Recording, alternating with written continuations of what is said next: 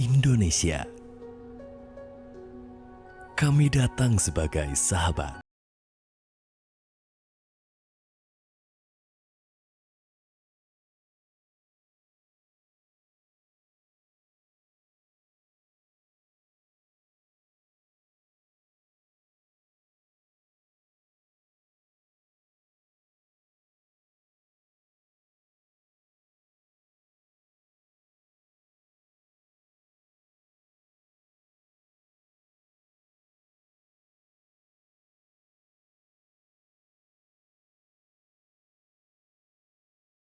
Berbagai jenis.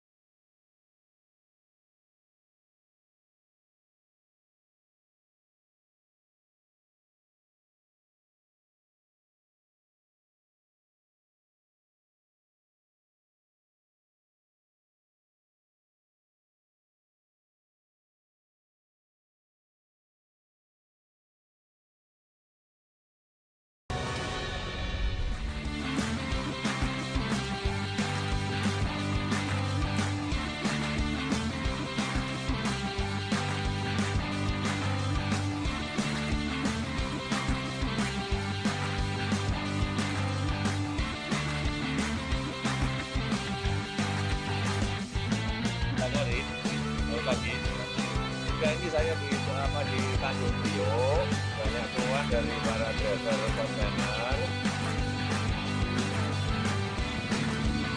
Mengembalikan miliar itu nggak benar? Oh, nggak benar. Benyamin David telah datang sebelumnya telah datang Mas Ben Pilar seperti itu, Mbak. Adakah dia akan rencananya memberikan statement tersendiri?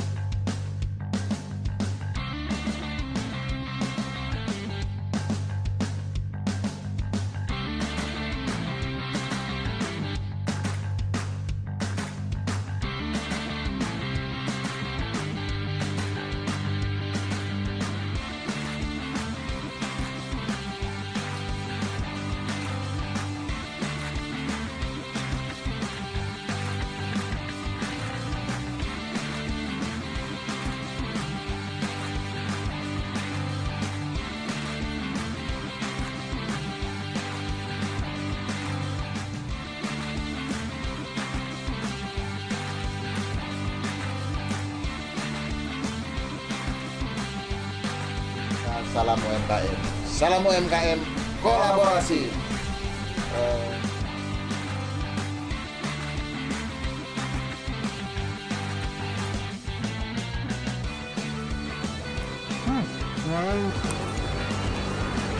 ACC ini ACC dan juga. Yang hanya beberapa toko saja yang buka. Apa yang Bapak rasakan? Apakah waktu tidur Bapak bisa terkurangi nih gara-gara second wave ini, Pak? Saya sebenarnya prihatin sekali, Mas Dedi. Kenapa? Karena sebenarnya pada saat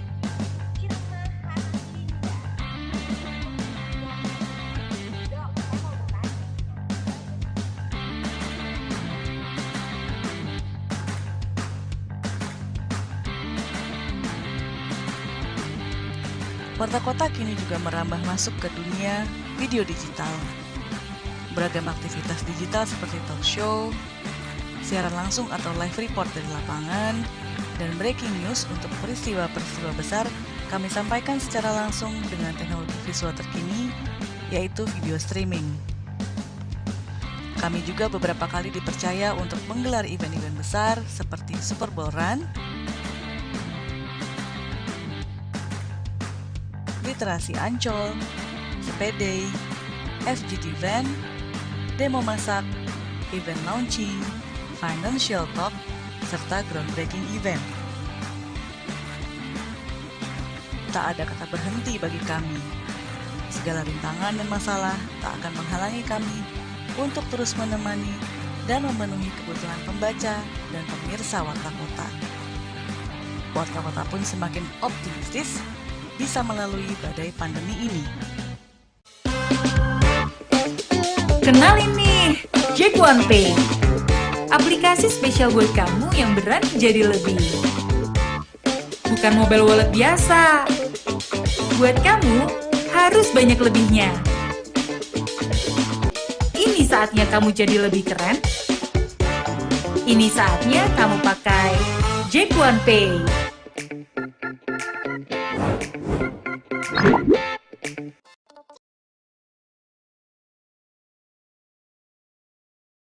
Stay at home, Mom. Kayaknya bakal tentram. Habis belanja, nyantai kapan aja. Ini kosong juga, Mak. Coba kenyataan bisa sejalan sama apa yang dibayangkan. Atau bisa semua sesimpel pakai Titipku. Aplikasi belanja dari HP-ku. Titip belanjaan berkualitas di tempat favorit, sesukaku juga sesukamu. Titipku. Me time jalan terus, belanja kami yang urus. Tempat ini tak pernah berhenti, selalu memanggilku untuk menyambut matahari. Tak pernah berhenti memberi rasa bebas, karena ruang ini begitu luas. Jantungku tak pernah berhenti berdesir, tiap kali ku melangkah di pasir. Tak pernah berhenti bersinar, di setiap sudutnya yang penuh hingar-bingar. Tempat ini tak pernah tidur, tidak lelah dia menghibur. Tak pernah berhenti berkesan, Ancol, Taman Impian. Kenalin nih, Jack1 Pay. Aplikasi spesial buat kamu yang berat jadi lebih. Bukan mobile wallet biasa. Buat kamu, harus banyak lebihnya. Ini saatnya kamu jadi lebih keren. Ini saatnya kamu pakai Jack1 Pay.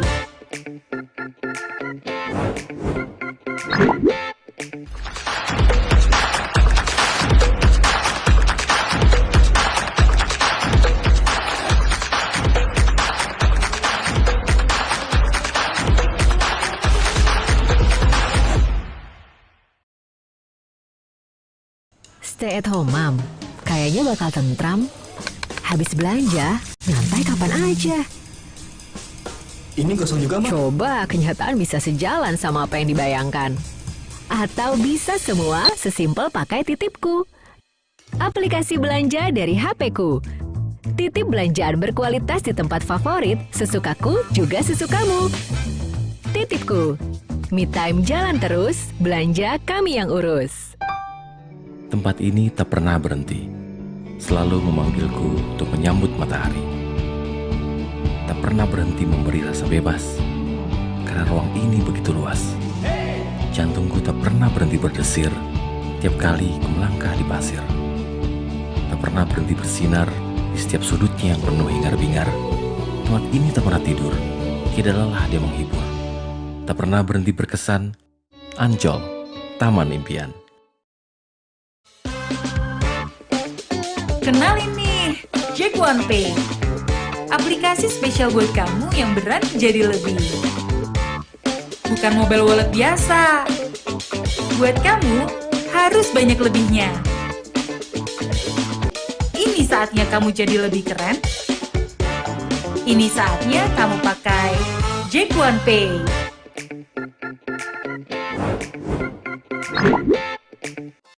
Stay at home, Mom.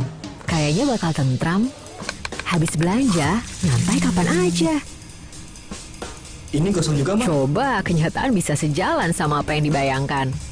Atau bisa semua sesimpel pakai Titipku. Aplikasi belanja dari HP-ku. Titip belanjaan berkualitas di tempat favorit, sesukaku juga sesukamu. Titipku. Me time jalan terus, belanja kami yang urus. Tempat ini tak pernah berhenti, selalu memanggilku untuk menyambut matahari. Tak pernah berhenti memberi rasa bebas, karena ruang ini begitu luas. Jantungku tak pernah berhenti berdesir, tiap kali ku melangkah di pasir. Tak pernah berhenti bersinar, di setiap sudutnya yang penuh hingar-bingar. Tempat ini tak pernah tidur, tidak lelah dia menghibur. Tak pernah berhenti berkesan, Ancol, Taman Impian.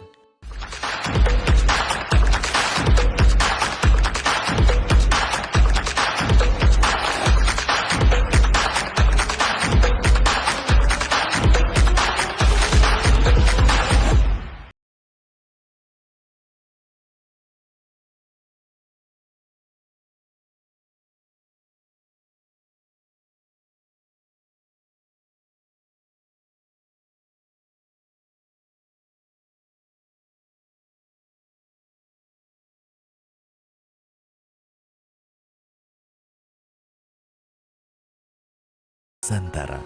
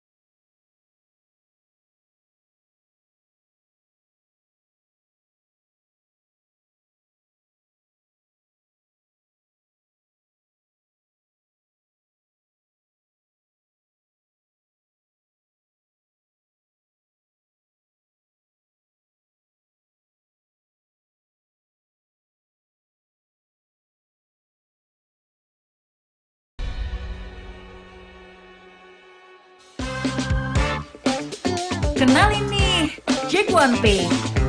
Aplikasi spesial buat kamu yang berani jadi lebih. Bukan mobile wallet biasa. Buat kamu, harus banyak lebihnya. Ini saatnya kamu jadi lebih keren. Ini saatnya kamu pakai Jack1 Pay.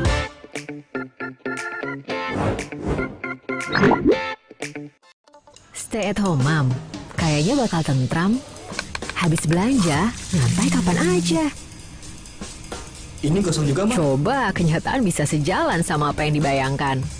Atau bisa semua sesimpel pakai Titipku. Aplikasi belanja dari HP-ku.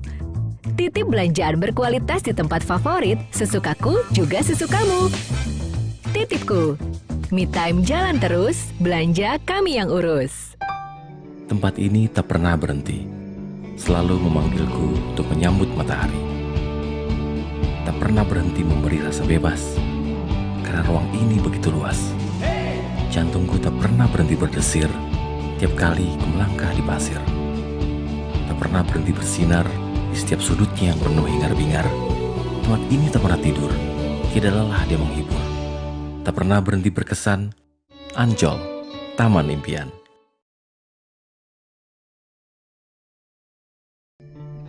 Tempat ini tak pernah berhenti, selalu memanggilku untuk menyambut matahari.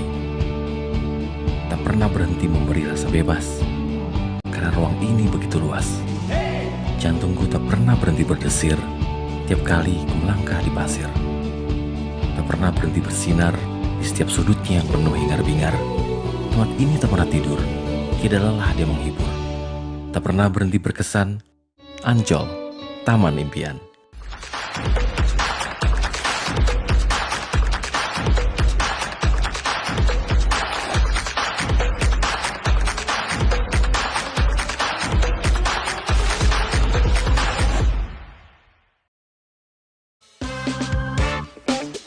Kenalin nih, Jack1 Pay.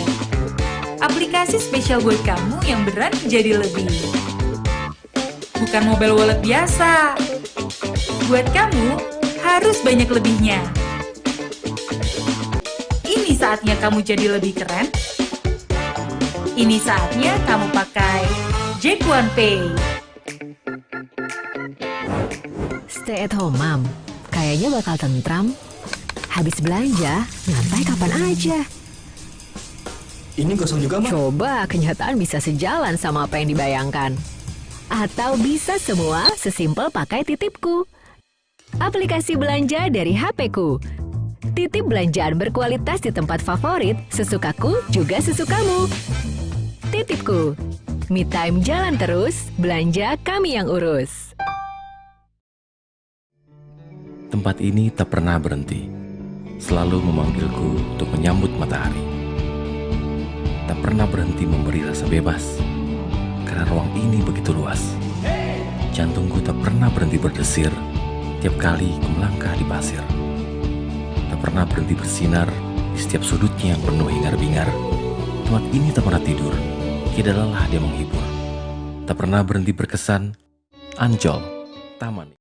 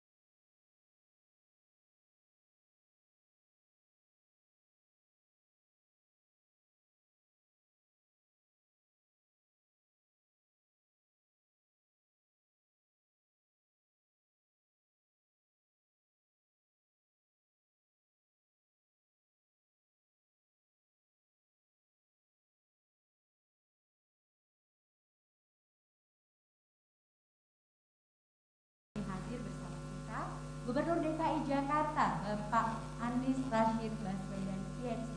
Selamat sore Pak.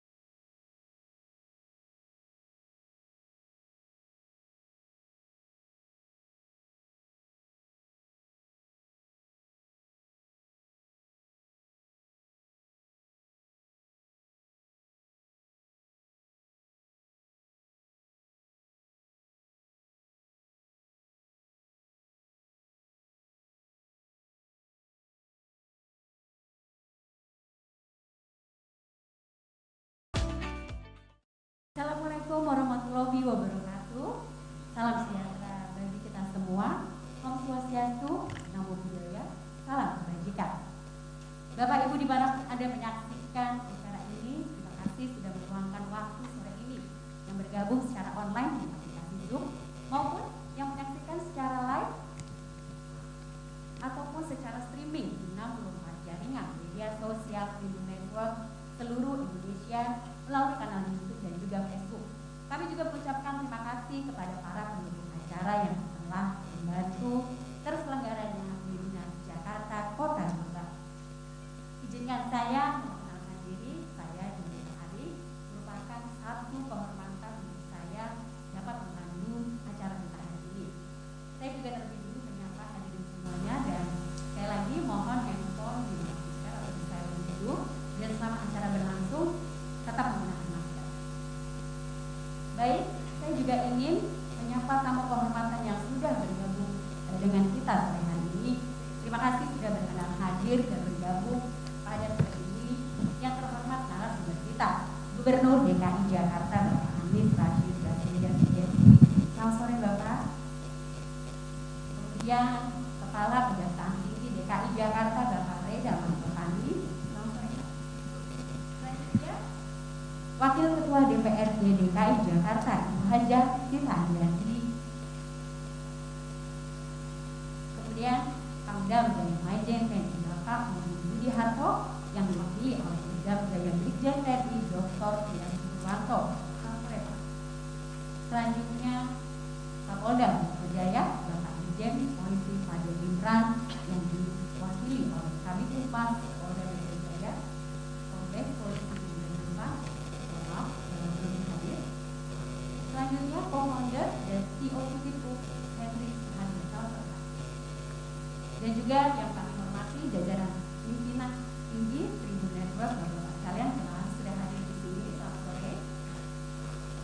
Baik, selanjutnya untuk mengawali acara ini hadirin dimohon berdiri untuk menyanyikan lagu kebangsaan Indonesia.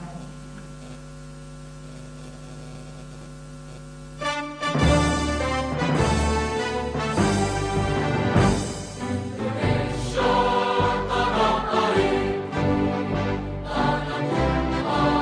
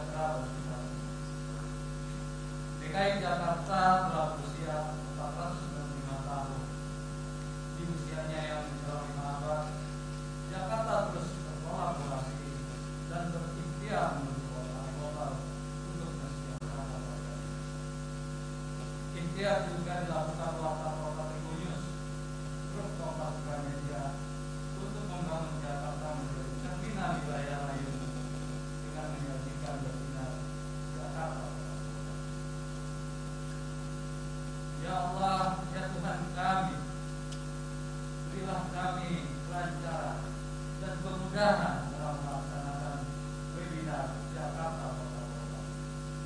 Kami juga memohon padamu ya Allah agar webinar ini dapat bermanfaat bagi banyak orang dan warga Jakarta, juga membuat Jakarta semakin cantik dengan kolaborasi, akselerasi dan toleransi. Ya Allah ya Tuhan kami, anugerahi kami kebaikan di dunia dan kebaikan di akhirat, dan jauhkanlah kami dari api neraka. Rabbi salli sadri wa yassir li amri wahlul 'uqdatam min lisani yafqahu qawli. Ya Allah ya Rabb, Wassalamualaikum warahmatullahi wabarakatuh. Baik, terima kasih Bapak Doni Hasan. Kemudian saya mengundang dengan hormat CEO Tribun Network Bapak Dahlan Dahi untuk memberikan kata sambutan kepada Bapak Dahlan Dahi.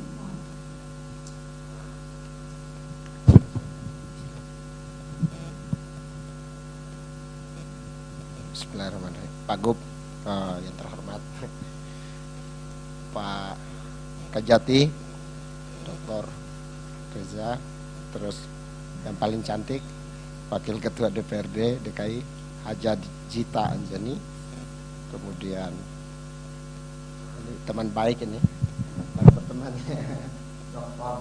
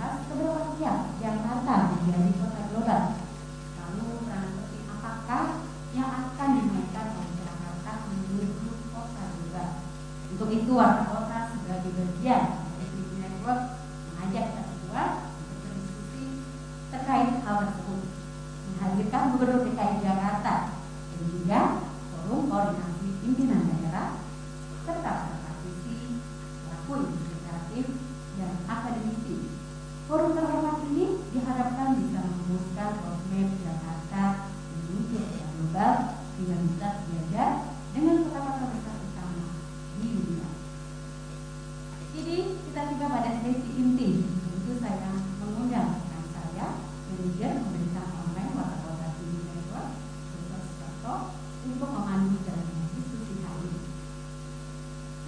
Dokter.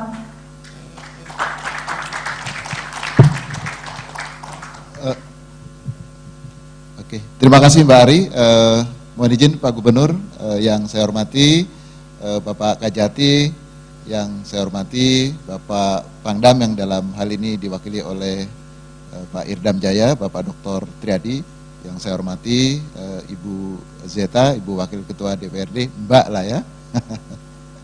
Yang saya hormati Kombes Zulpan yang mewakili Pak Kapolda, selamat datang Pak, terima kasih, dan Mas Henry. Hadirin yang berbahagia, sebelum kita mengikuti talkshow kita pada sore hari ini, mari kita dengarkan video berikut ini terlebih dahulu.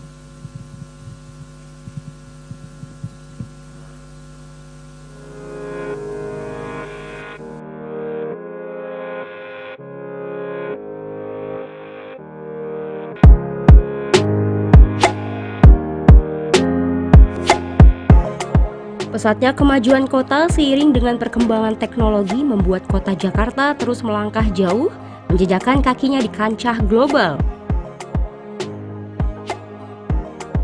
Kota megapolitan ini menyiapkan diri menjadi kota modern yang sejajar dengan kota-kota besar lainnya di dunia. Jakarta terus mengepakkan sayapnya dan menyapa mancanegara melalui konsep pembangunan kota cerdas atau Smart City. Berdasarkan penelitian Eden Strategy Institute pada 2018, Jakarta menjadi satu-satunya kota di Indonesia yang termasuk dalam top 50 Smart City dan 140 kota dunia. Smart City adalah sebuah paradigma pembangunan yang bertujuan menyelesaikan masalah perkotaan dan mengatur sumber daya perkotaan secara efisien dengan bantuan teknologi. Oleh karena itu, yang sedang dibangun di Jakarta bukan hanya tentang aplikasi atau teknologinya saja, tapi berorientasi pada upaya menjawab kebutuhan warganya. Hingga saat ini, Jakarta menjadi yang terdepan dalam berbagai matriks penilaian Smart City di Indonesia, sehingga pengembangannya setara kota-kota global lain di dunia. Penilaian diambil dari berbagai aspek antara lain seperti visi kota, komitmen kepemimpinan, komitmen anggaran, insentif finansial, kualitas SDM, dukungan program, ekosistem inovasi, kebijakan, dan rekam jejak. Sebagai kota besar, pemerintah Provinsi DKI Jakarta juga tercatat telah menjalin kerjasama sister city dengan 21 kota besar di dunia. Bentuk-bentuk kerjasama sister city yang telah dijalin selama ini seperti manajemen penataan perkotaan, pertukaran kebudayaan, hingga pengelolaan limbah. Kerjasama tersebut diyakini dapat membuat DKI Jakarta makin maju dan terus berkembang. Dan kerjasama dengan sister city ini terus diperkuat Gubernur DKI Jakarta, Anies Baswedan, dengan mengadakan kunjungan kerja ke sejumlah negara Eropa pada bulan Mei 2022 lalu.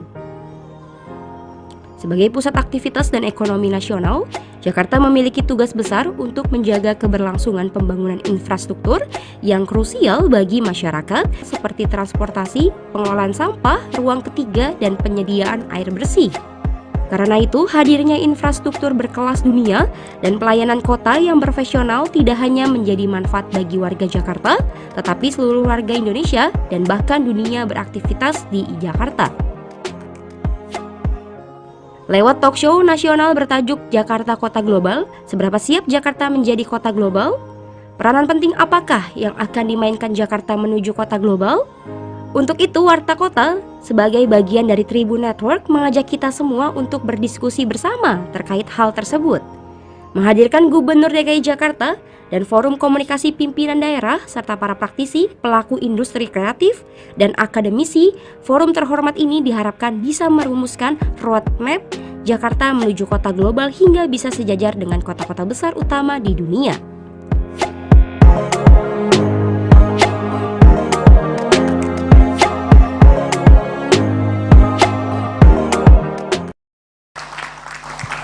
Baik, terima kasih. Sebenarnya kalau kita lihat video tadi, sepertinya memang Jakarta bukan akan menjadi kota global ya Pak Gubernur, tapi Jakarta sudah menjadi kota global. Memang tahun 2014 lalu, ETI Kearney, sebuah lembaga yang melakukan survei di sejumlah kota, telah memprediksi bahwa Jakarta akan menjadi kota global 10 sampai 20 tahun ke depan. Artinya paling cepat kalau 10 tahun 2014, maka 2024 Jakarta baru akan menjadi kota global. Kalau selambatnya tentu 2034. Tetapi Pak Gubernur DKI Bapak Anies Baswedan pada peringatan Jakarta Hajatan tanggal 25 Juni lalu di Jakarta International Stadium telah menyatakan Jakarta kini menjadi kota global. Nah tentu ini menarik, Jakarta bisa lebih cepat dari prediksi yang paling cepat. Mungkin Pak Gubernur bisa memberikan pandangan tentang Jakarta kota global ini seperti apa. Monggo Pak Gubernur.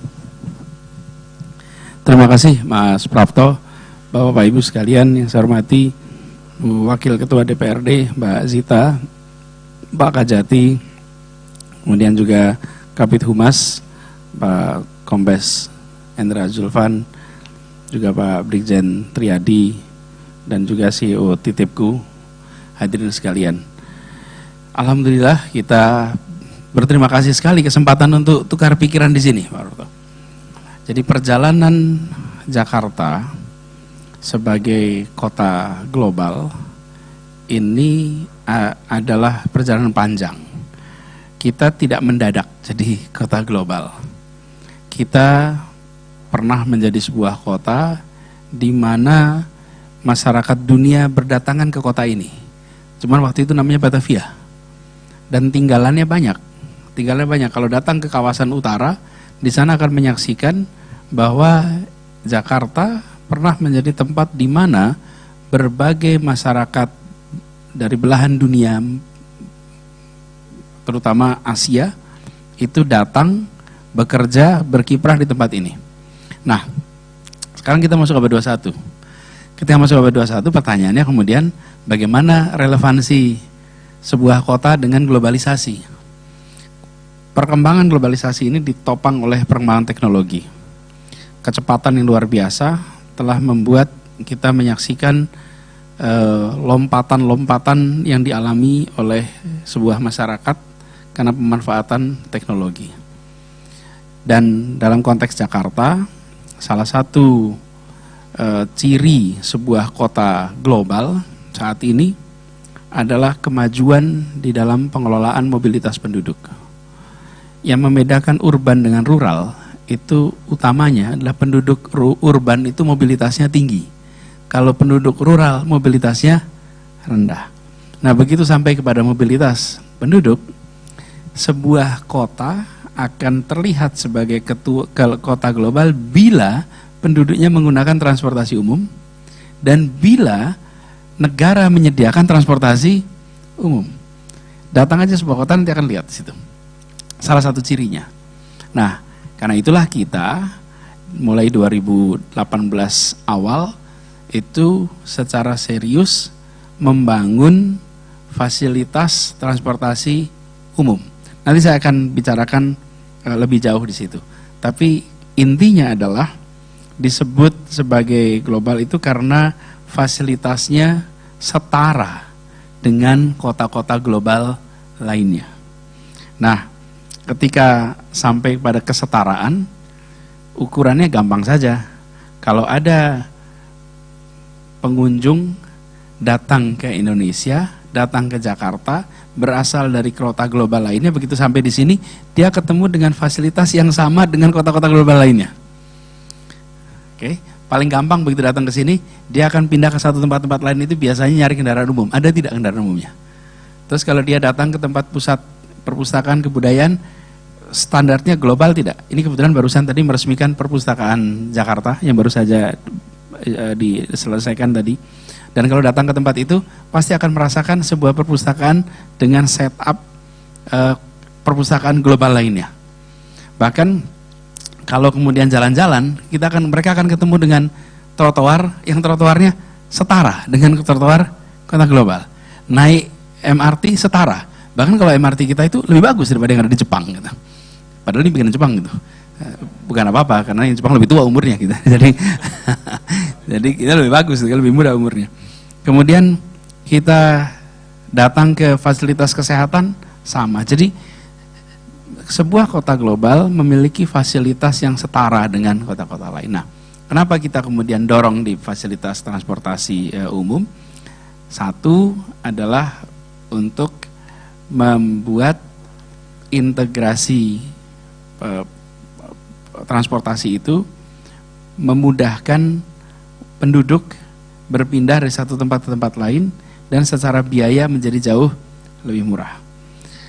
Ini adalah ikhtiar kita dan alhamdulillah Jakarta di dalam konteks integrasi transportasi kami bersyukur dalam waktu relatif singkat 2017 sampai 2020 lompatannya luar biasa. Pengguna kendaraan umum di Jakarta di tahun 2016 itu 350-an ribu orang per hari. Di tahun 2020 sudah sampai 1 juta orang per hari. Lompatan 3 kali lipat. Dan ketika lompat 3 kali lipat itu artinya berpindah dari kendaraan pribadi ke kendaraan umum. Nah, kalau perpindahan itu terjadi artinya penduduknya berubah. Kalau armadanya tambah, itu kita punya anggaran cukup. Pemerintah bersama DPRD mengalokasikan anggaran sehingga kendaraan umumnya tambah. Tapi kalau penumpangnya yang tambah, artinya memang ada perubahan penduduk. Dan itu perilaku berubah itu yang sedang terjadi di kota ini. Belum selesai, karena kalau disebut sebagai mimpi, mimpinya jadi 4 juta. Harusnya sampai 4 juta tuh. Kalau baru 1 juta itu sudah bagus, dari 350 jadi 1 juta, tapi harus sampai 4 juta. Karena itulah dibangun infrastruktur transportasi yang serius. Nah, ini juga dalam konteks Jakarta ingin kontribusi kepada dunia di dalam mengurangi efek rumah kaca, climate change. Begitu kendaraan umum digunakan, maka kendaraan pribadi emisinya berkurang. Dan kendaraan umum yang sekarang kita sedang bangun, kita akan konversi seluruh angkutan umum kita menjadi listrik. Sehingga tanpa emisi. Ditargetkan tahun 2030 seluruh bis, seluruh angkot semuanya berbasis listrik. Sekarang sudah masuk angka 100, insya Allah akhir tahun 200, habis itu kita percepat. Nah, ini bagian dari pesan kepada dunia. Kami sebagai kota megapolitan terbesar di belahan selatan dunia, itu siap kontribusi atas penanganan masalah lingkungan hidup. Bahkan ketika kita menjadi tuan rumah balapan mobil pun, balapan mobil yang tidak meninggalkan asap untuk langit Jakarta. Jadi pilihannya adalah pilihan listrik. Jadi ini adalah salah satu ciri ketika kita bicara tentang global. Di sisi lain, ada juga yang disebut global karena pemanfaatan sistem dan teknologi digital. Kita kenal namanya Jaki kalau di Jakarta. Jaki Jakarta Kini, dan Jaki ini super apps yang di dalamnya seluruh pelayanan Pemprov itu masuk. Bukan hanya dari pemerintah, bahkan dari masyarakat swasta pun. Swasta itu maksudnya non pemerintah yang memiliki jasa untuk publik, kita bisa masukkan di situ. Jadi super apps ini memiliki feature-feature yang membantu kebutuhan warga. Dan ini diiringi dengan sistem internal kita. Kalau ada laporan pohon tumbang, maka begitu laporan itu masuk, dikasih jeda waktu berapa jam harus beres. Ketika ada laporan hujan, banjir, maka ada jeda waktu berapa jam itu harus beres. Sehingga secara sistem kita melakukan profesionalisme yang meningkat. Dan alhamdulillah Jaki ini sekarang mendapatkan award sebagai salah satu sebagai aplikasi yang terbaik di Asia Tenggara. Jadi kita bersyukur. Kalau kita mengalahkan kota lain di Indonesia biasa, tapi kalau ngalahin Singapura, nah baru kita bangga gitu lah. Kita ngalahin Singapura gitu. Karena mereka selalu menjadi benchmark. Nah kita bahkan dengan Singapura kita menang. Jadi kita sudah harus, dan sebagai kota global, maka kita berbicaranya karya yang diakui pula di tingkat global, bukan hanya jago kandang, tapi juga tamu yang mempesona di negeri orang gitu. Ini yang perlu kita lakukan. Kemudian yang ketiga disebut global karena kita melakukan kebijakan-kebijakan yang progresif. Tadi misalnya kontrol atas emisi, kita bicara lingkungan hidup. Jakarta lakukan itu. Lalu Jakarta ingin membangun ruang hijau lebih banyak. Di Jakarta ini ruang hijau lebih banyak, apa yang dikerjakan? Salah satunya pajak. Bila ada tanah kosong jalan strategis, maka tanah kosong itu PBB-nya naik 2 kali lipat, jadi 200%. Kalau kosong. Kalau dia ubah jadi taman, PBB-nya diskon 50%. Oke, jadi silakan Anda pilih. Mau dikosongin aja, kami 2 kaliin pajaknya. Tapi kalau Anda buka menjadi ruang hijau, maka pajaknya menjadi diskon 50%. Jadi malah dapat diskon. Kenapa? Lah Anda nyiapin tempat hijau untuk kita nikmati udaranya dan kita nikmati tempatnya. Jadi kita memberikan insentif untuk kontribusi, tapi disinsentif untuk pembiaran gitu. Sehingga lahan-lahan kosong itu bisa dikonversi. Nah, ini contoh bahwa kebijakan-kebijakan progresif dilakukan untuk bisa membuat perilaku warganya itu sesuai dengan keinginan kita.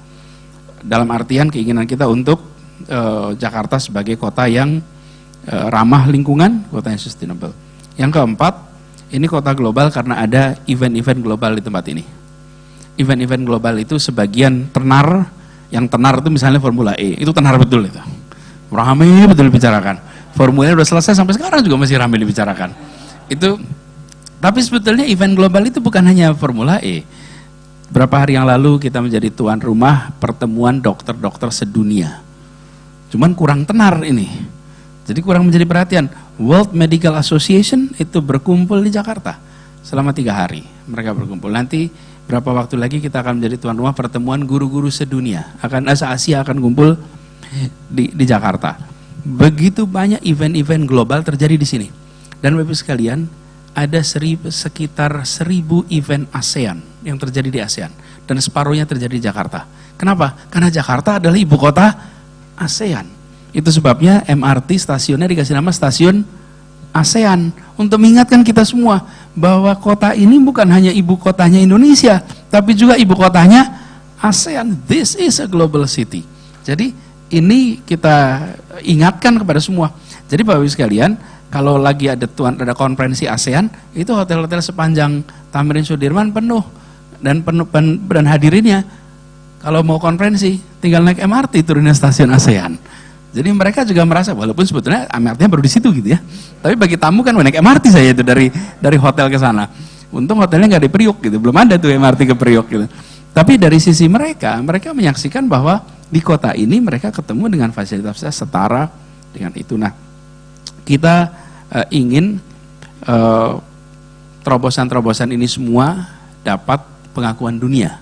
Dan itu yang kelima. Jadi disebut sebagai kota global karena apa yang dikerjakan diakui oleh dunia internasional, diakui. Dan Jakarta dalam bidang transportasi misalnya, kita ini tahun 2020 jadi runner up untuk Sustainable Transport Award.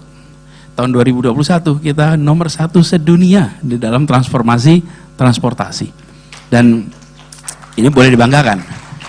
Dan kemarin Pak Kadis barusan terima dari TomTom Traffic Index yang menyerahkan penghargaan karena Jakarta di dalam ranking dunia sebagai kota, dulu kita 2016 kita termacet nomor 3 di dunia. Nomor 3 di dunia. Kita ranking tinggi itu bagus kecuali urusan macet, Pak. Kalau macet tuh pengennya ranking rendah gitu. Kita nomor 3 2016, 2017 kita 2017 ya. Nomor 3, kemudian nomor 7, nomor 10, kemudian nomor 31 dan sekarang nomor 46. Jadi turunnya itu 3 sebenarnya. 3, 7, kemudian menjadi nomor 10, menjadi nomor 31, lalu nomor 46 sedunia. Nah, kita seringkali under appreciative pada diri kita sendiri. Kita ini paling jago memangkas percaya diri kita. Ya betul. Dengan segala macam hubungan jatah yang memangkas percaya diri kita. Tapi kalau sudah keberhasilan, kita seringkali dunia mengakui. Betul ada pandemi, tapi yang mengalami pandemi bukan hanya Jakarta, seluruh dunia mengalami pandemi dan trennya itu konsisten. Dari nomor 3, nomor 7, nomor 10, nomor 31, lalu 46. Nah, mudah-mudahan ini berlanjut. Jadi kami berharap dengan 5 hal tadi, terus Jakarta ini tampil sebagai kota yang bicaranya dunia. Saya anjurkan Mas Prapto di kelas-kelas di Jakarta ini, pasang petanya bukan peta Indonesia saja, tapi pasang petanya peta dunia. supaya anak-anak di Jakarta sadar bahwa dia warga Jakarta, dia warga Indonesia, dan dia warga dunia. Itu harus jadi kesadaran. Jadi kalau prestasi, harus prestasinya juga bisa prestasi dunia. Jadi mereka akan lihat Aceh dengan Bangladesh itu lebih dekat daripada Aceh sama Makassar. Nah, kita seringkali tidak sadar bahwa kita ini bagian dari sebuah wilayah besar. Jadi harapannya nantinya di kota ini kita akan merasakan kemajuan yang setara dengan kota-kota modern dunia lainnya. Alhamdulillah kita sudah mulai merasakan, mudah-mudahan ini bisa berkelanjutan. Itu aja, makasih. Oke, terima kasih Pak Anies. Paparan yang singkat, padat, karena kita juga sudah menunjukkan dari videonya, jadi kalau ada ungkapan no video hoax, nah sekarang sudah dijawab ada videonya Pak Anies. Tapi mohon izin Pak Anies, bisa juga dijelaskan misalkan dalam hal membangun trotoar di Jakarta. Awalnya kan mendapat resistensi yang cukup tinggi karena menimbulkan macet segala macam. Termasuk juga misalnya di kawasan Kemang kan trotoarnya dulu kecil karena kiri kanannya sudah ada bangunan-bangunan hotel atau tempat bisnis dan segala macam. Nah sekarang beberapa di antara dari mereka kan merelakan tanahnya. Ini bagaimana untuk meyakinkan itu? Gini, betul. Kita mulai di Kemang ini, Pak Kajati, itu menantang. Kalau ketika mulai di Sudirman itu lebih leluasa, karena relatif jalan lebih lebar. Ketika mulai di Kemang, menantang sekali. Tapi sesungguhnya membangun trotoar ini mendasar sekali. Karena trotoar itu menjadi ruang ketiga tempat kita berinteraksi. Dan kami memang ubah urutannya itu, urutan prioritas transportasi itu. Alat transportasi yang dimiliki semua orang adalah kaki, karena itu kaki harus disiapkan jalannya. Nah selama ini alat transportasi itu dianggapnya roda, karena itu kita hanya menyiapkan jalan untuk roda. Selalu aspal aja, nggak pernah pakai trotoar, karena dianggap kaki bukan alat transportasi. Nah kalau kaki di alat transportasi, maka kita harus siapkan fasilitasnya. Nah ini negara yang tidak menyiapkan, jadi bukan rakyatnya, bukan salah rakyat. Negaranya nggak nyiapin trotoar, ya jangan harap rakyatnya jalan kaki. Apa yang terjadi? Seperti contoh kasus, diyakinkan dengan para pengelola lahan-lahan di sana, bila mereka merelakan jalannya, tanahnya dikurangi untuk trotoar, maka mereka diberikan insentif tambahan lantai untuk gedungnya. Oke? Sehingga dan tanahnya masih kepemilikan mereka, jadi tanahnya tidak dibeli kita. Kalau kita yang beli, ongkosnya mahalnya nggak kira-kira itu, karena harus beli itu. Jadi caranya adalah Anda mundur, tapi kami berikan izin untuk nambah lantai, KLB-nya ditambah. Jadi mereka, oke, kehilangan depan tapi bisa naik gitu. Kan sama-sama untung jadinya. Oke, terus yang kedua, Pak Prapto kalau datang ke mall, menentukan, mau makan nih sama keluarga, contoh aja nih, menentukan restoran dulu atau parkir dulu? Parkir dulu, habis itu terus jalan-jalan di mall kan, sambil lihat nanti berhentinya di restoran mana.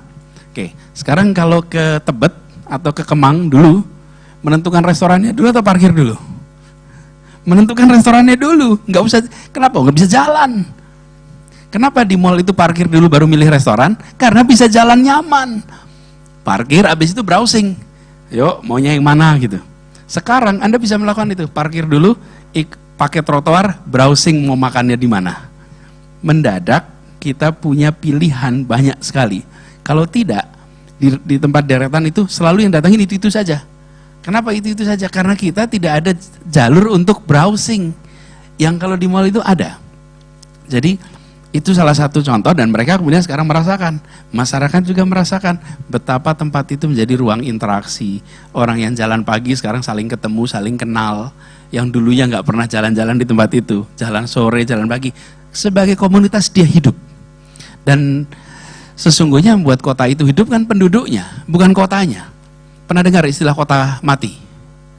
Kota mati itu karena gedungnya hilang atau orangnya hilang? Orangnya hilang. Jadi gedungnya masih penuh, kalau orangnya nggak ada disebut kota mati. Kota disebut hidup itu bukan gedungnya yang banyak, tapi orangnya yang berinteraksi. That's a lively city. Jadi inilah yang kita coba bangun. Nah, untuk bisa meyakinkan daerah-daerah lain, maka kita mulai dengan beberapa lokasi. 1 Sudirman, 2 Kasablanka, 3 Cikini, 4 Kemang, itu jadi contoh. Habis itu kalau kita bangun tempat lain kita bisa nanti seperti di sana ya gitu. Tapi kalau kita tidak punya percontohannya sulit sekali untuk bisa meyakinkan. Nah, memang prosesnya kemarin sempat agak terhambat karena dananya berhenti akibat pandemi COVID.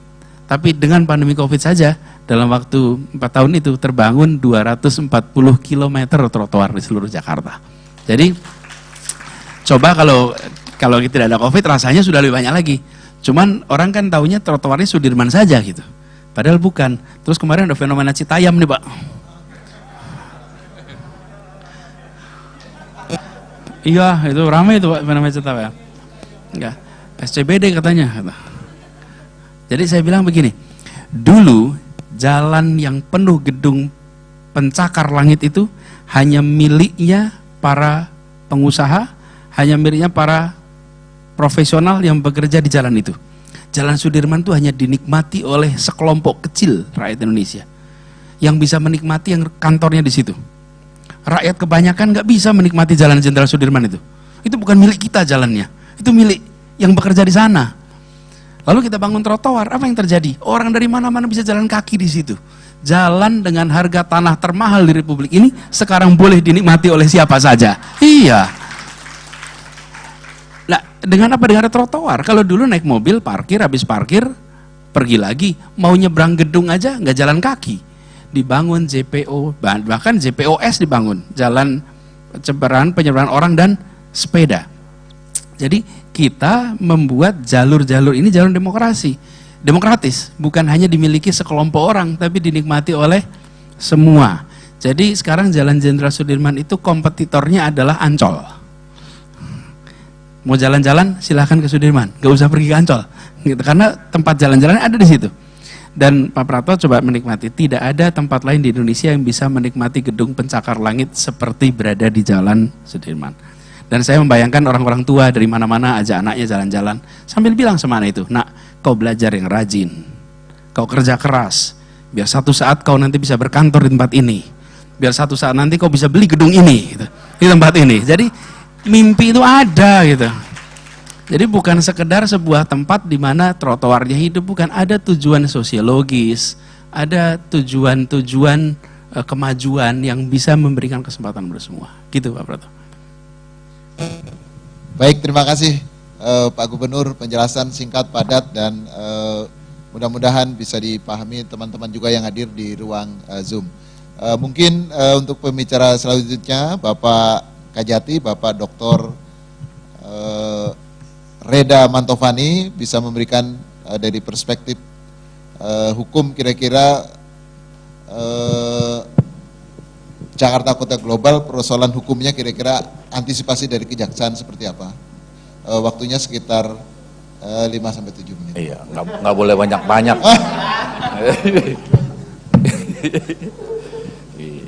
Jadi terima kasih Pak Prapto, yang Pak Gubernur izin ya. Teman-teman Forkopimda, ya, Ibu Ketua, ini titipku nih, wah nitip-nitip kita sama beliau aja nitip-nitip nih kan. Jadi itu tadi permasalahan kota global sudah disampaikan oleh Pak Gubernur dengan padat dan jelas. Nah, seperti yang Pak Prapto tadi bilang bahwa ini kan sudah ada nih, IKN bakal pindah lah kita, ibu kota bakal pindah, ya kan? Sudah ada dasar hukumnya. Ya kan, tetapi kepindahan itu sebenarnya sudah diantisipasi oleh Jakarta ini dengan RPJPP dan RPJMD, ya kan, karena kita mengisyaratkan adanya kota global di tahun 2025 kalau nggak salah ya. Tapi rupanya dengan adanya undang-undang IKN ini seperti pucuk dicinta ulam tiba nih, jadi ada percepatan. Pak Gubernur ada kesempatan untuk mempercepat kota global itu. Wah, sehingga alhamdulillah ini kota global ini kan kalau menurut survei itu kota global yang paling kota untuk pusat kota bisnis itu kan ada Hong Kong yang nomor 1, ada London, ada Paris dan sebagainya hingga Oslo, ada 8 itu. Nah, Jakarta diharapkan juga bisa mengikuti kota-kota tersebut. Sekedar cerita nih Pak Gubernur, saya lahir dan besar di Jakarta, anak Betawi saya nih, ya, Manggarai nih. Jadi tahu bener nih kota Jakarta. Dari saya bayi, saya dipiyik ini sampai sekarang. Dan juga saya pernah tinggal sekolah di Paris. Saya pernah tugas juga di Hong Kong yang kata kota global itu. Jadi saya bisa membandingkan secara langsung. Ya, waktu saya kecil gimana tuh? Saya SMA naik kereta itu di kereta api tuh, di atapnya tuh. Sekarang ada nggak di sekarang nih? Saya masih naik itu dulu tuh, saking bandelnya. Karena memang ada kesempatan untuk itu. Sekarang sih alhamdulillah nih, karena udah kota global. Tetapi dengan adanya kota global itu pun tadi kan ada pembangunan yang menyeluruh. Itu tidak tidak mau suka tidak suka adanya proyek, pasti ada oknum-oknum yang nakal. Oleh karena itu kami dari pihak Kejaksaan Tinggi nih itu selalu mendampingi nih pekerjaan-pekerjaan. Tanya aja Pak Gubernur dah kalau nggak percaya. Ini kita selalu mendampingi bagaimana proyek-proyek ini berjalan lancar. Dan tidak ada oknum-oknum yang coba-coba noel-noel nih. Nah, ya ada sih bandel-bandel dikit-dikit langsung diingetin. Alhamdulillah hingga saat ini memang perkara-perkara korupsi ya yang melibatkan oknum Provinsi DKI Jakarta itu sangat jarang sekali.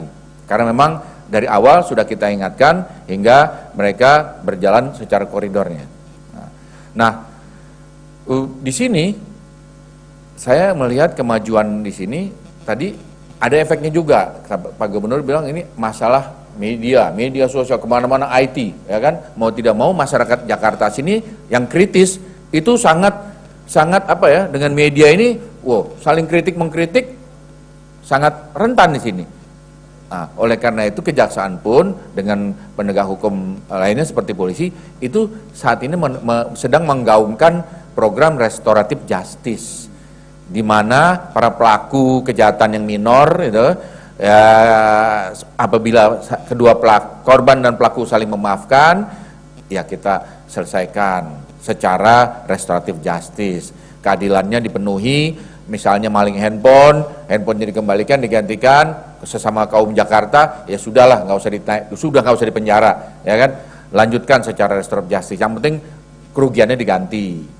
Itu sudah kita gaungkan sejak lama hingga mudah-mudahan tatanan kota yang sudah dibuat di tahun 2000 hingga nanti tahun 2000 tercapai ini EKN-nya pindah ke sana, kota global sudah terbentuk dengan ajak, maka diharapkan warga Jakarta hidupnya akan bahagia dan akan berpikir seperti saya warga Jakarta, untung saya tinggal di Jakarta. Terima kasih, itu dulu. Nanti tanya jawab lagi. Baik, terima kasih. Saya baru tahu ternyata ada peran Bapak Kajati sehingga Jakarta berturut-turut meraih WTP, Pak Gubernur. Kalau nggak dijagain repot kita. Jadi benar sekali. Jadi semua proyek-proyek yang kita kerjakan itu ada pendampingan dari Kejaksaan. Dan dengan adanya pendampingan itu governance tertata. Jadi ini beliau mengerjanya di belakang layar. Karena proses-proses itu belakang layar. Terima kasih Pak Jati.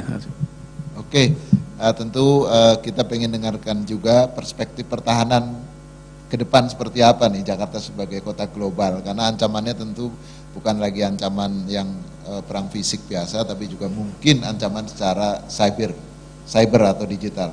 Monggo Pak Dr. Tri. Yang saya hormati Pak Gubernur Anies Baswedan, yang saya hormati juga para Forkopimda dan hadirin sekalian. Terima kasih atas kesempatan yang diberikan Pak. Jadi saya cukup terkesima juga Pak. Jadi melihat tadi tayangan dan juga penjelasan dari Bapak, kebetulan saya juga orang Jakarta juga Pak. Jadi ya, jadi saya ya besar di Selipi Pak, sampai SMA saya memang di Selipi Kemanggisan. Jadi dengan pengalaman di kita juga ke berbagai negara, memang perkembangan Jakarta yang disampaikan oleh Bapak itu sudah sangat maju dan global. Kalau kita lihat tadi trotoar udah mirip dengan Singapura dan sebagainya, progres sudah sangat bagus. Kami sebagai Kodam Jaya Pak, jadi apabila kita melihat dari salah satu tugas pokoknya Kodam Jaya, bahwa kita melakukan penyiapan kemampuan dan gelar kekuatan serta pembinaan teritorial dalam rangka menciptakan keamanan di wilayah tanggung jawab Kodam Jaya. Jadi apabila kita kaitkan dengan situ, yang sangat krusial ialah bahwa kita di dalam era damai itu kita melaksanakan pembinaan teritorial.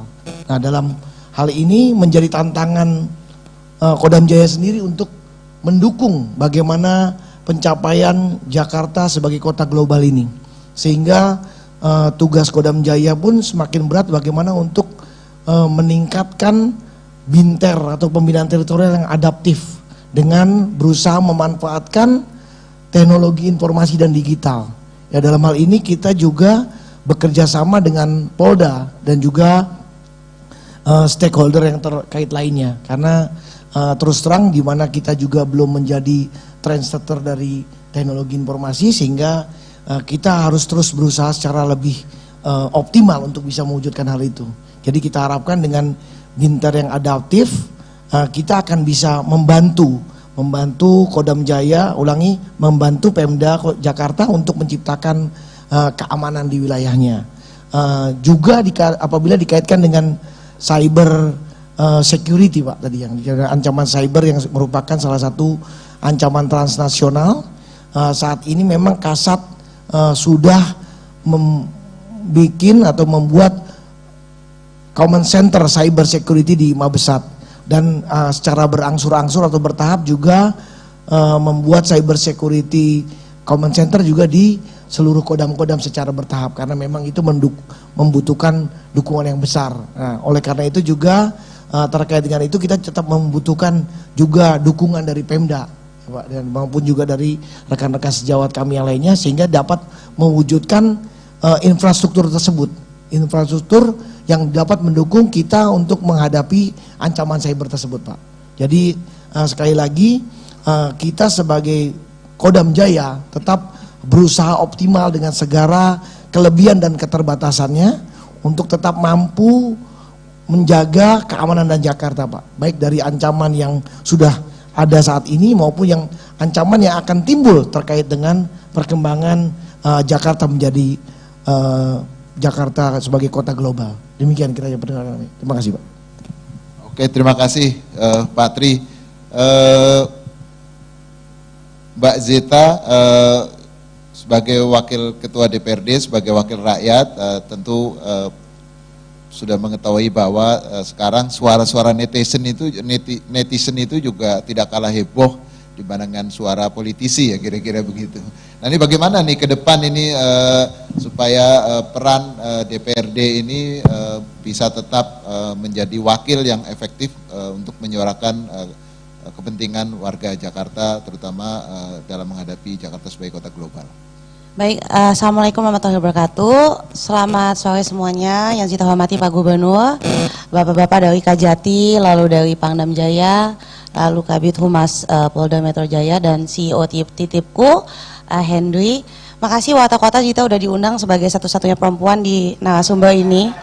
Paling cantik, paling masih muda juga, mewakili generasi milenial. Tadi saya mau menanggapi dulu tentang apa yang dipaparkan oleh Pak Anies ya tadi. Penting sekali tuh poin-poinnya mengenai Jakarta sebagai global city. Saya akan beri dua perspektif, satu dari perspektif pendidik, saya sebagai perempuan dan juga ibu, satu lagi dari perspektif legislator, kebetulan saya juga legislator DKI, wakil ketua DPRD DKI. Nah jadi saya backgroundnya itu sebenarnya pendidikan, Mas Prapto, backgroundnya pendidik, dan saya tuh belajar detail banget mengenai metode pendidikan Montessori. Jadi di Montessori Education itu pendidikan untuk anak-anak usia dini. Jadi di Montessori Education itu kita akan lulus ujian, kita bisa dapat sertifikasi ketika kita bisa menciptakan sebuah environment, lingkungan di kelas yang kayak museum. Maksudnya kayak museum tuh gimana? Jadi ketika anak masuk ke kelas, dia tuh mau belajar apa tuh udah tahu. Mau belajar sains ngambilnya di tempat sains, mau belajar IPS ngambil di tempat IPS dan sebagainya. Jadi itu Montessori pendidikan yang aku pelajari untuk anak-anak usia dini. Nah kalau kita ngeliat kota Jakarta as a global city gitu. Apa sih indikatornya Jakarta tuh as a global city? Kalau kita ambil konsep metode Montessori tadi, anak-anak tadi, saya suka nanya ke anak saya sekarang, nah mau jalan-jalan kemana? Gitu. Kalau Sabtu Minggu kan dulu kita bingung ya, mau jalan-jalan kemana gitu, taman gak ada, terus kayak mau lari pagi juga bingung gitu, di trotoarnya gak ada. Nah sekarang kalau saya tanya ke anak-anak saya, mau jalan-jalan kemana nak gitu, banyak jawabannya. Bisa ke Tebet Eco Park, ini bukannya promosi loh Pak Anies. Ada lagi tadi kata Pak Anies apa tuh, Zita udah lihat di sosmed, perpustakaan, belum kesana tapi akan saya coba, akan mau lihat sebagus itu nggak sih gitu. Katanya kan ada mainan-mainan anaknya gitu. Jadi sekarang banyak fasilitas yang ditawarkan oleh Pemprov DKI Jakarta sebagai ibu kota. Itu anak kecil. Bagaimana dengan pendatang atau turis ataupun misalnya yang dari luar kota gitu. Dari Jabodetabek deh, nggak usah jauh-jauh, atau dari Sumatera, dari Lampung gitu. Orang sekarang masuk ke Jakarta udah nggak bingung lagi, udah nggak sesat.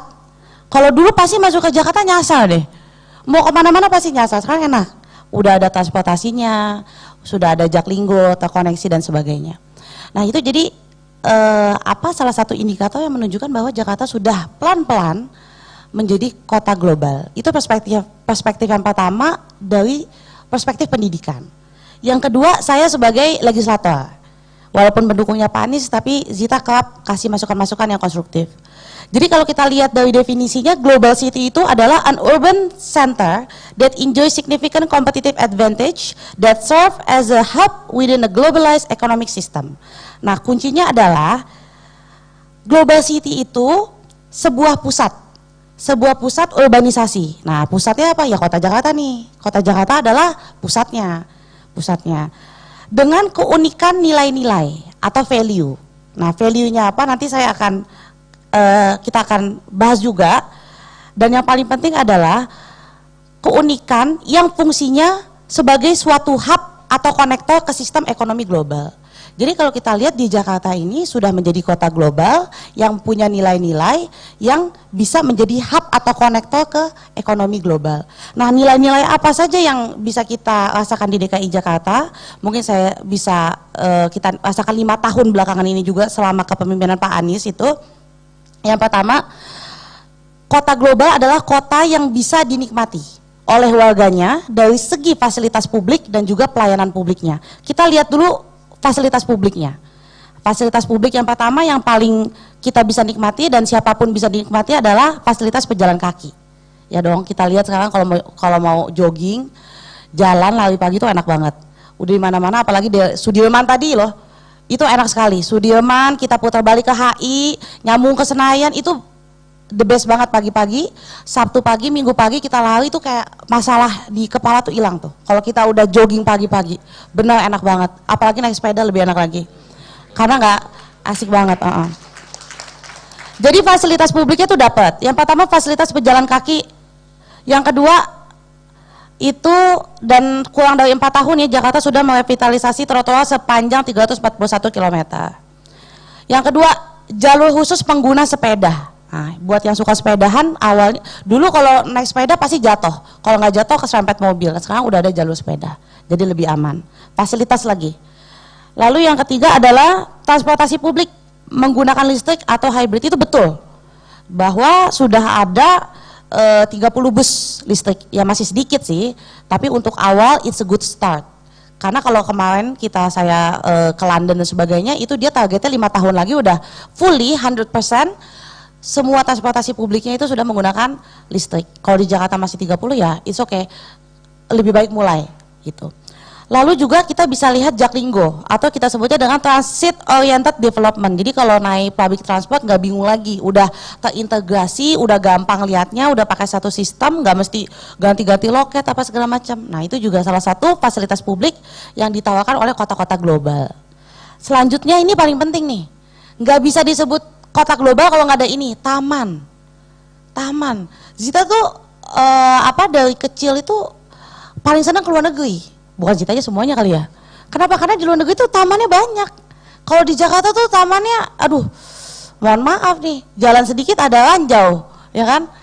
Belok sedikit lagi ada macam-macam. Sekarang taman Jakarta banyak, Pak. Tinggal pilih aja mau yang mana, mau konsepnya gimana. Nah, kebetulan saya juga suka TikTok, jadi sekalian bisa bikin konten juga di taman-taman di Jakarta. Top lah. Tadi dari segi fasilitas publik. Jadi nggak bisa bohong, kalau fasilitas itu nggak bisa bohong karena bisa dinikmati dan dirasakan. Sekarang pelayanan publiknya gimana? Apakah Jakarta sudah cocok disebut sebagai kota global? Nih saya baca satu-satu. Yang pertama, sektor sosial. Sarana sosial, kan kita juga nggak mau dong kotanya maju, mewah, megah, tapi banyak, mohon maaf, banyak yang pemulung dan sebagainya, banyak yang minta-minta dan sebagainya, ya. Jadi kita lihat juga sekarang Jakarta panti sosialnya sudah di mana-mana. Kalau kita ke jalan-jalan tuh hampir nggak ada yang itu loh. Kita lagi tidur tiba-tiba kaget itu, udah ada yang dada-dada gitu, udah nggak ada, udah sedikit sekali. Jadi pelindungan sosial untuk kaum-kaum itu juga sudah sangat baik. Nah, sektor pendidikan. Nah, ini kalau ini menjadi catatan nih mungkin buat Pak Anies. Tadi kan banyak prestasinya, ini menjadi catatan kenapa? Karena jumlah sekolah kita masih belum cukup. Jadi masih banyak anak-anak yang dari SD ke SMP begitu mau masuk SMA itu nggak dapat sekolah negeri karena sekolah negerinya masih sedikit jumlahnya. Kita juga nggak mau nanti negaranya kotanya maju, mewah dan sebagainya tapi pendidikannya nggak bisa mengikuti. Lalu sektor pelayanan via apps. Nah ini betul tadi yang Pak Anies sampaikan bahwa Jaki itu adalah apps yang menghubungkan pemerintah, tapi bukan hanya pemerintah, tapi juga dihubungkan dengan citizens ya, dengan warganya. Ya, jadi super apps ini bukan hanya apps ya, kita sebutnya Jaki ini super apps. Kenapa super apps? Karena dia itu banyak fitur-fiturnya di dalamnya, mengintegrasikan layanan publik dan layanan satu pintu. Semua kebutuhan warga sudah ada di aplikasi Jaki tadi tersebut. Makanya berdasarkan penelitian ya, ini Jakarta menjadi satu-satunya kota di Indonesia yang masuk dalam top 50 smart city dari 140 kota dunia. Nah, tadi kalau kita sebut Jakarta sudah pantas nggak sih jadi kota global? Kalau kita lihat dari fasilitas publik dan pelayanan publiknya, saya harus jujur, saya katakan sudah siap Jakarta menjadi kota global dengan yang sudah dilakukan oleh Pak Gubernur 5 tahun belakangan ini, meletakkan batu yang sangat penting, foundation yang sangat penting untuk kota Jakarta ke depannya.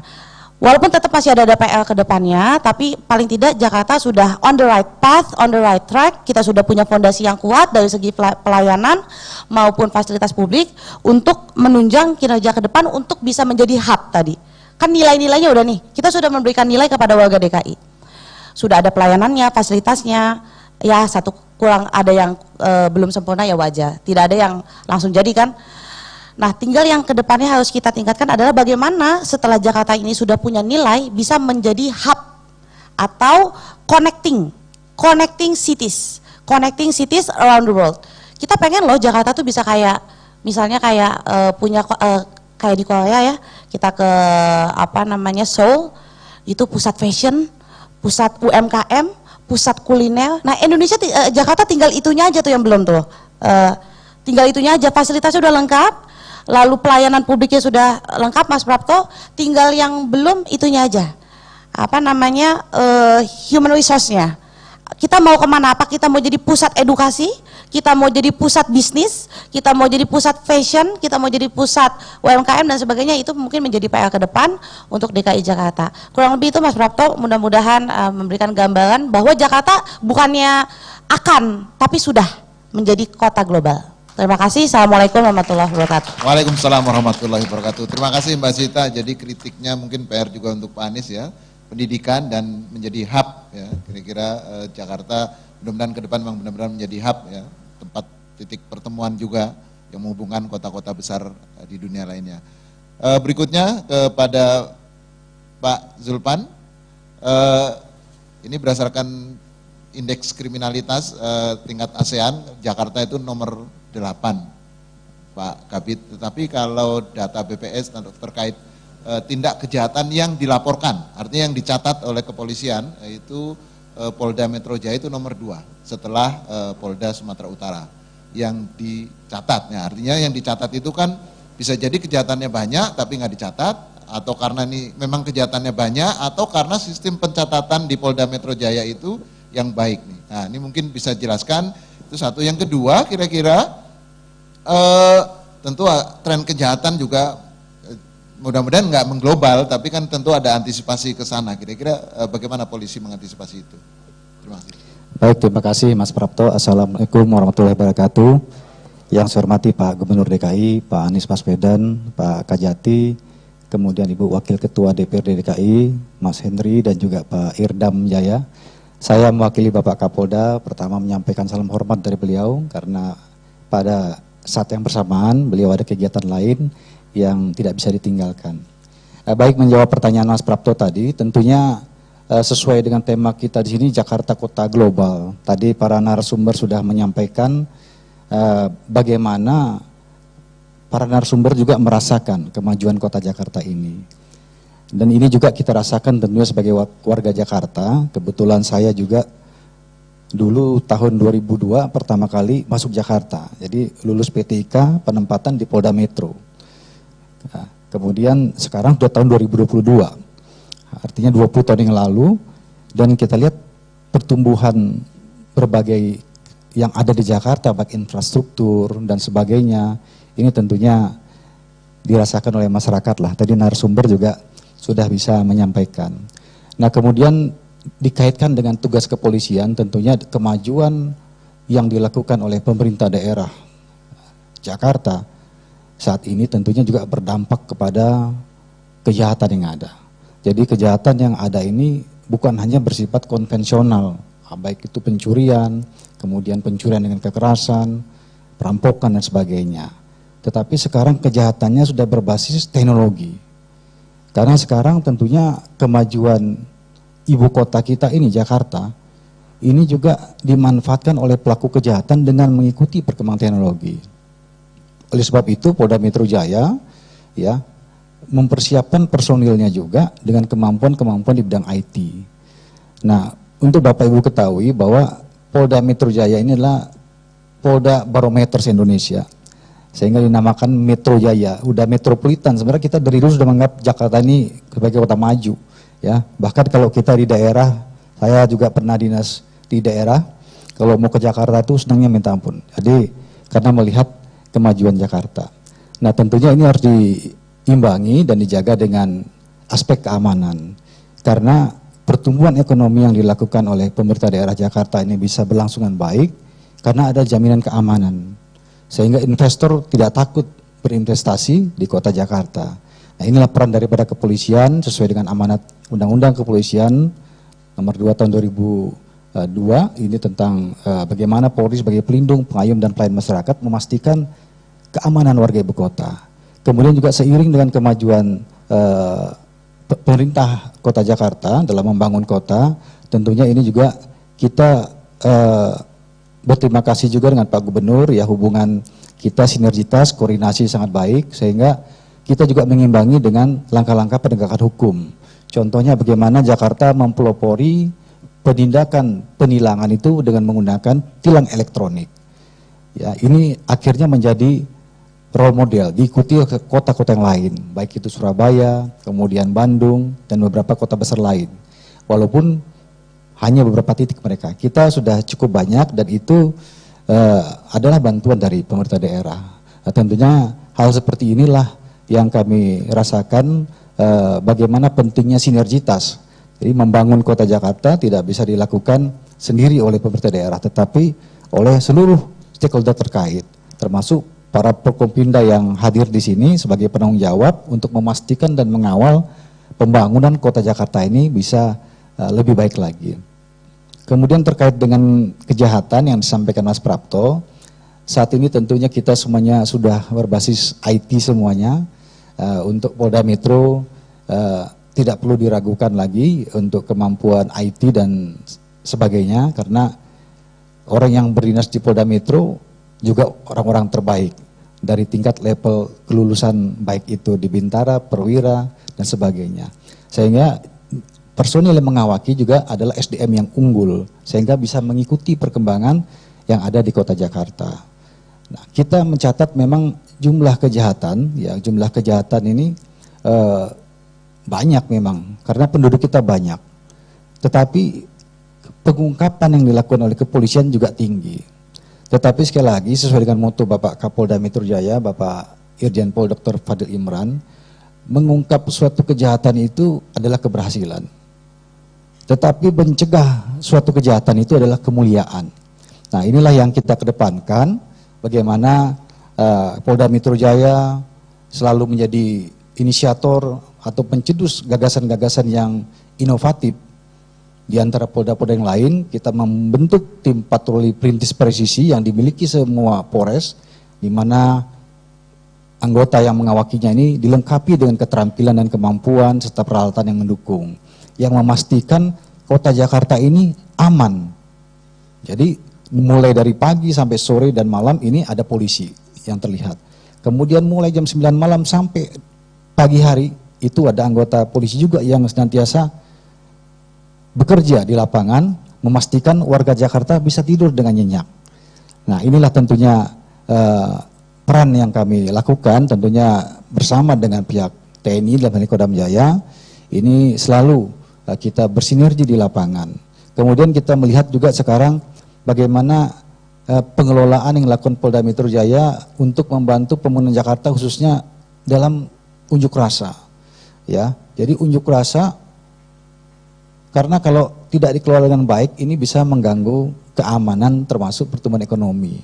Bayangkan kalau ada unjuk rasa di sekitar Monas, orang dulu udah takut itu digelodok, tutup tokonya. Ada unjuk rasa dan sebagainya. Nah, sekarang kita sudah mengelola dengan baik, bahkan kita Polda Metro sudah mengusulkan kepada Pak Gubernur dan juga pimpinan DPR MPR RI untuk dibuat taman demokrasi, sehingga ada tempat, lahan bagi masyarakat, kelompok elemen, mahasiswa, dan ormas yang lain yang ingin menyampaikan pendapat di muka umum yang memang ini dijamin oleh undang-undang, tetapi tidak mengganggu aktivitas perekonomian Jakarta dan kegiatan masyarakat Jakarta. Nah, ini yang kita bangun bersama, tentunya ini bisa terwujud berkat adanya dukungan dari semua pihak, termasuk juga kesadaran masyarakat yang begitu tinggi yang ingin melihat kota Jakarta ini maju. Kalau kota global saya setuju ya dengan para narasumber yang lain bahwa Jakarta ini kita rasakan demikian. Saya juga punya pengalaman beberapa kali ke kota-kota di Eropa. Saya rasakan ternyata lebih enak Jakarta begitu kan, nah, kemajuannya ya. Jadi bahkan kita di sana pengen cepat kapan pulang nih, karena kalau perjalanan dinas itu kan kalau waktunya belum pulang nggak boleh pulang gitu. Nah, jadi ini kita menyambut baik sebagai warga Jakarta, tentunya kita mendukung apa yang dilakukan oleh pemerintah daerah ya, karena kemajuan kota Jakarta inilah kebanggaan bagi kita. Jadi ini ibu kota negara ya, walaupun nanti ibu kota negara pindah ke tempat baru ya, kepolisian tentunya mengikuti apa yang menjadi keputusan pemerintah, tetapi keamanan Jakarta ini tetap akan terjaga dan terlindungi oleh Polda Metro Jaya. Saya rasa demikian Mas Prapto. Terima kasih Pak Zulfan, paparannya singkat, padat.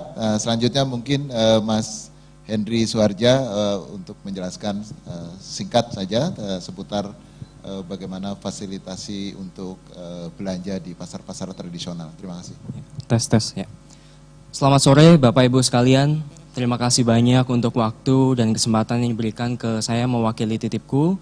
Perkenalkan saya Henry, Pak Anies izin Pak Reza, Pak Endra, Pak Prapto, Pak Triadi, Mbak Zita. Ya, terima kasih untuk Pak Dahlan dan segenap jajaran Tribun, keluarga besar Tribun, Warta Kota, terima kasih sudah mengundang kami. Ya, saya mungkin di sini agak berbeda ya, saya mewakilinya lebih ke generasi milenial, lebih ke startup digital ya, seperti itu. Sebelumnya saya perlu mengaku Bapak Ibu ya, saya bukan warga Jakarta. Jadi iya, saya orang Jogja Bapak Ibu, saya besar dan lahir di Jogja, tapi 2 tahun lalu saya sedang di Jakarta, saya kejebak lockdown, saya nggak bisa pulang ke Jogja, sampai sekarang saya jatuh cinta dengan Jakarta. Gitu. Ya, 2 tahun lalu Bapak Ibu ya, ketika saya di Jakarta itu saya paling senang itu ke pasar-pasar tradisional. Ya, terutama itu di Tanjung Duren ada namanya Pasar Tomang Barat. Di momen-momen itu, ketika itu mulai pandemi, saya melihat fakta kenyataan tidak ada yang bantu pedagang kita, tidak ada yang bantu UMKM-nya kita. 5 juta dari 12 juta pedagang pasar seluruh Indonesia itu tutup akibat pandemi, gitu ya. Nah, itu yang saya sorotin. Jadi ketika Pak Anies sebagai gubernur punya tujuan, punya visi bahwa Jakarta jadi kota global, dan dulu di zaman dulu Batavia itu sebenarnya sudah jadi kota global ya kan, dan pusatnya itu apa? Di setiap area di Batavia itu adalah pasar. Pasar itu adalah pusat ekonomi di semua daerah-daerah kecil di seluruh Indonesia. Di seluruh Indonesia sekarang ada 16.000 pasar. Nah, selama 2 tahun, dulu saya mulai, Bapak Ibu, itu dengan partner saya, Pak Ong Taek Chan ya. Itu kami berdua, kami sama-sama alumni UGM, itu kami pergi ke pasar. Saya yang datang pertama tawarin pedagang masuk gitu ya. Di momen-momen itu sangat berat ya, pedagang nggak percaya. Pedagang itu takut, UMKM itu takut dengan digital. Tapi ternyata dengan pelan-pelan kita sabar, dari 2 pasar di Jakarta, jadi 10 pasar, jadi 50 pasar. Sekarang setelah 2 tahun saya di sini, titipku sudah ada di 150 pasar di Jabodetabek. Ya, dan kita sudah membantu digitalisasi pedagang sebanyak 9.000 pedagang pasar. Jadi yang kami lakukan itu, kami pergi sebagai tim gitu ya, kami ajak pedagang itu masuk ke platform titipku, supaya mereka itu bisa go digital. Jadi menurut saya kuncinya, kalau kita bilang kota global itu ada 2. Satu tuh UMKM itu harus selalu kita support. Karena UMKM ini, pedagang ini yang berasal dari rakyat ya, dan kekuatan ekonomi kita tuh di UMKM, bukan di perusahaan-perusahaan besar yang ada di jalan besar itu gitu ya. Terus yang kedua itu tentunya go digital itu jadi suatu keharusan gitu. Nah, itu sebabnya ya kita bersyukur ternyata percepatan akselerasi digital dengan infrastruktur yang sudah dibangun, dengan semua yang tadi sudah dilakukan, segenap Bapak Ibu yang ada di depan ini, ya kita bersyukur ternyata banyak sekali kemajuannya. Dan puji Tuhan selama 2 tahun ini akhirnya peningkatan transaksi di pasar tradisional tuh meningkat pesat. Jadi pedagang yang tadinya tidak masuk online jadi kenal online, mereka bisa dapat pembeli baru. Pembeli yang selama ini belum pernah kenal mereka gitu ya. Nah, transaksinya meningkat sampai 30-40% setelah bergabung ke titipku. Ya, itu yang kami rasakan, Pak. Jadi sebagai anak muda, sebagai startup digital ya, ya itu kontribusi lah yang kita usahakan untuk kota Jakarta ini. Ya, silakan. Meneruskan saja yang disampaikan tadi Bung Henry. Jadi benar sekali, pada saat pandemi itu terjadi kontraksi karena kita tidak boleh berinteraksi kan gitu ya. Karena tidak boleh berinteraksi maka transaksi tidak jalan. Apa yang dikerjakan oleh titipku ini penting dan mudah-mudahan jalan terus. Saya sampaikan yang dari sisi kita. Bagaimana caranya ketika membuat mereka yang mikro dan ultra mikro itu bisa masuk dalam pasar. Karena untuk bisa masuk dalam pasar itu satu digital, apa yang kedua? Yang kedua adalah harus punya NPWP. Yang ketiga, dia harus punya IUMK, izin usaha mikro kecil. Karena dengan 2 itu, maka dia bisa masuk ke dalam pasar digital. Nah, kemudian kita kemarin membagikan. Kalau dulu biasanya petugas itu kalau mendatangi kaki 5 itu kan memeriksa dan menggusur gitu kira-kira. Karena itu ketika petugas kita datang dicurigai gitu. Kami sudah lama Pak di sini Pak. Iya betul sudah lama. Ini nggak mau menggusur juga gitu. Ini mau ngasih izin gitu. Jadi mendatangi petugas-petugas untuk memberikan izin, pedagang-pedagang untuk memberikan izin. Nah, ketika mereka diberi izin, lalu dibantu dengan aplikasi-aplikasi atau program-program yang memungkinkan mereka bertransaksi, maka mereka hidup. Jadi dari sisi pemerintah itu menyiapkan institusinya, IUMK dan NPWP. Dengan begitu mereka lalu transaksi. Dan apa yang terjadi di Jakarta sebelum pandemi? Yang punya IUMK itu hanya 58.000. Setelah dikerjakan program ini, melonjak menjadi 252.000 yang punya IUMK. Lompatnya hampir 5 kali lipat. Dan waktu itu kalau datang ke kelurahan terharu sekali menyaksikan mayoritas ibu-ibu yang mendaftarkan karena industri rumahannya sekarang bisa punya izin. Dulu itu kalau mau industri rumahan dicek IMB-nya, dicek peruntukannya, dicek zonasi, yang nggak pernah dapat izin.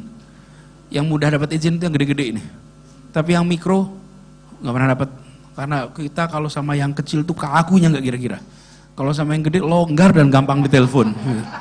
Repot di republik ini. Karena yang kecil-kecil itu kakunya nggak kira-kira. Tapi kalau sama yang gede, oh udahlah, gampang Pak, nanti diatur Pak, izinnya menyusul, gitu. Ampun. Jadi sekarang kita justru dibalik, yang bawah yang kita kasih kelonggaran. Prinsip kami adalah membesarkan yang kecil tanpa mengecilkan yang besar. Gitu kira-kira pegangnya. Jadi yang besar boleh tambah besar. Yang kedua saya ingin teruskan yang disampaikan Mbak Zita tadi, penting sekali. Mbak Zita pergi keluar mencari taman. Nah ini kenapa? Karena kita ini selama berdekade-dekade bahasa Indonesia taman. Bahasa Inggrisnya dua. Garden sama park. Nah kebanyakan taman-taman kita ini diperlakukan sebagai garden. Garden itu untuk apa? Untuk ditonton. Kalau park untuk bermain. Jadi di Jakarta ini kita bangun, tadi sambil saya dengerin Mbak Zita, saya cek jumlah angka persisnya nih. Berapa sih yang dibangun di Jakarta? Jadi kita membangun dalam 2018 sampai 2021 itu 3 tahun 377 taman yang direvitalisasi, 29 hutan kota, dan 165.000 pohon baru yang dipasang.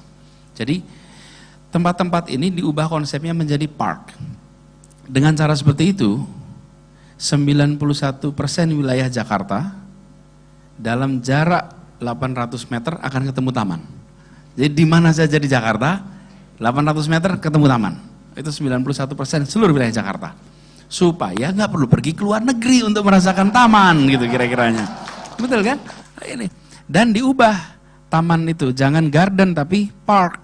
Makanya sekarang sudah nggak ada lagi tulisan yang terkenal itu. Dilarang menginjak rumput. Wah itu terkenal, se-Indonesia itu. Di mana-mana tulisannya dilarang. Lah kalau rumput nggak boleh diinjak, anak suruh main di mana? Terus lalu dibilang nanti rumputnya mati. Lah rumputnya tinggal ditumbuhkan lagi. Kreativitas anak mati, tidak bisa ditumbuhkan lagi. Tapi kalau rumput bisa ditumbuhkan lagi. Justru kita ubah konsepnya menjadi park, bukan garden. Nah park inilah yang kemudian kita dorong. Makanya kalau lihat Monas sekarang, di Monas sudah nggak ada lagi itu tulisan dilarang menginjak rumput. Dulu kan dilarang menginjak rumput, kalau ada yang menginjak di foto laporkan gubernur. Pak ada yang nginjak rumput. Menginjak rumput itu seperti pelanggaran yang luar biasa besar di kita ini.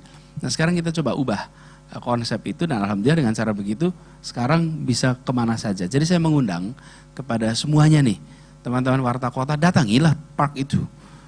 Seperti Mbak Zita tadi, datang anak-anak diajak ke sana dan mereka akan merasakan suasana beda. Ini parknya bukan hanya untuk orang anak muda, tapi juga untuk lansia.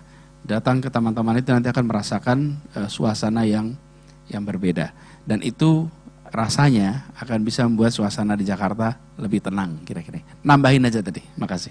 Baik, terima kasih Pak Gub. Rupanya mengubah garden menjadi park ini yang kemudian memunculkan fenomena orang Citayam dan Bojonggede Pak Gub. Mainnya di Jakarta sekarang.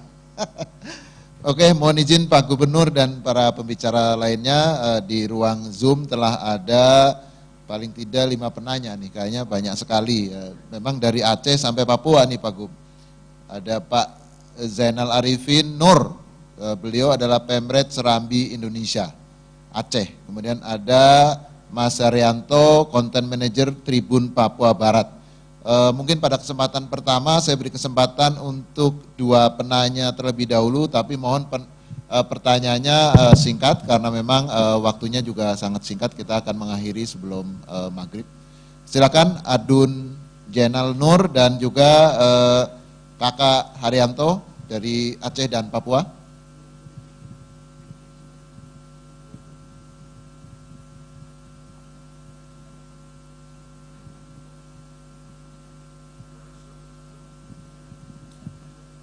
Halo? Bang Jenal atau Mas Haryanto yang bisa bergabung? Terdengar suara saya? Oh, oke. Adun, mantap. Cincinnya keren. Baik, terima kasih Mas Prapto. Assalamualaikum warahmatullahi wabarakatuh. Terima kasih Mas Prapto telah memberi kesempatan bertanya. Terima kasih juga kepada Bang Domuara Ambarita yang telah mengundang kami dalam kegiatan talk show nasional Jakarta Global ya. Yang kami hormati Bapak Gubernur DKI Jakarta, Bapak Anies Baswedan, Bapak Kajati DKI Jakarta, Pak Reda Mantovani, Bapak Irdam Jaya, Brigjen TNI Triadi Murwanto, Wakil Ketua DPRD DKI Jakarta ya, Ibu Zita Anjani, kemudian ada Kabid Humas Polda Metro Jaya, Kombes Pol Endra Zulpan, serta CEO Titipku Henry Suharja, Pak Anies dan Bapak Ibu pemateri serta peserta talk show yang terhormat. Perkenalkan, saya Zainal Arifin M. Nur, pemimpin redaksi harian Serambi Indonesia di Banda Aceh.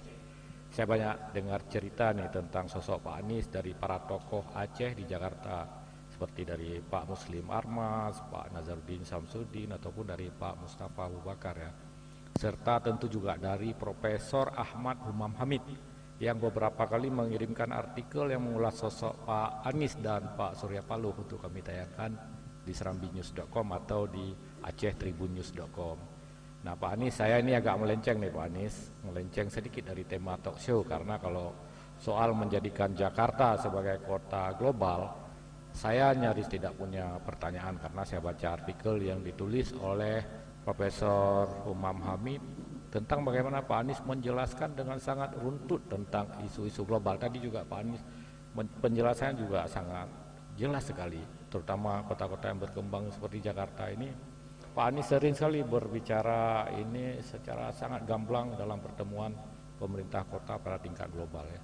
Mohon maaf ini Pak Anies, sedikit melenceng dari tema dan pertanyaan saya pun sangat sederhana seperti pesan Mas Prapto tadi. Pertanyaan singkat saja. Pertanyaan saya, kira-kira kapan Pak Anies berkunjung ke Aceh ini? Nah, kemudian yang saya kapan kira-kira berkunjung ke Aceh? Kemudian yang kedua itu, kalau berkunjung ke Aceh, kami harap Pak Anies punya kesempatan lah ya untuk singgah ke tempat kami. Itu saja Pak Anies, terima kasih banyak atas kesempatannya. Assalamualaikum warahmatullahi wabarakatuh. Oke, sebelum dijawab, mohon izin Pak Gub, ini Pak Mas Haryanto dulu, mudah-mudahan nggak suruh mampir ke Papua Barat ya.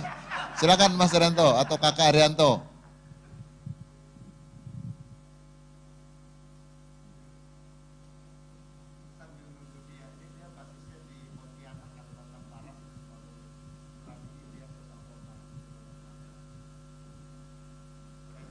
Silakan Mas Haryanto. Assalamualaikum warahmatullahi wabarakatuh.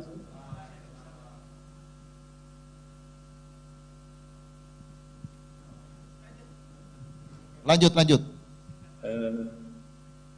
Suara saya terdengar? Oke, kedengar. Lanjut. Baik. Selamat sore Pak Anies dan bapak-bapak yang tidak saya sebutkan satu persatu. Salam hormat dari Papua Barat, tepatnya di Manokwari. Pak Anies,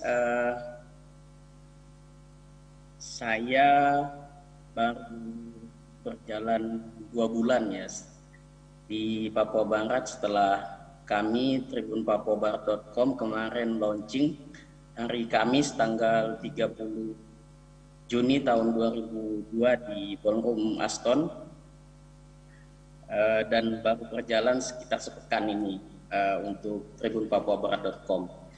Tentu kalau bicara kota global ya Jakarta memang sudah sangat layak lah menurut saya, tetapi tentunya virus keberhasilan ini tidak hanya ya kalau bisa juga ditularkan di keberhasilan kota global ini juga di seluruh Indonesia begitu. Saya ingin berharap Pak Anies bisa berbagi konsep itu untuk juga ditularkan ke daerah-daerah termasuk di Papua Barat ini.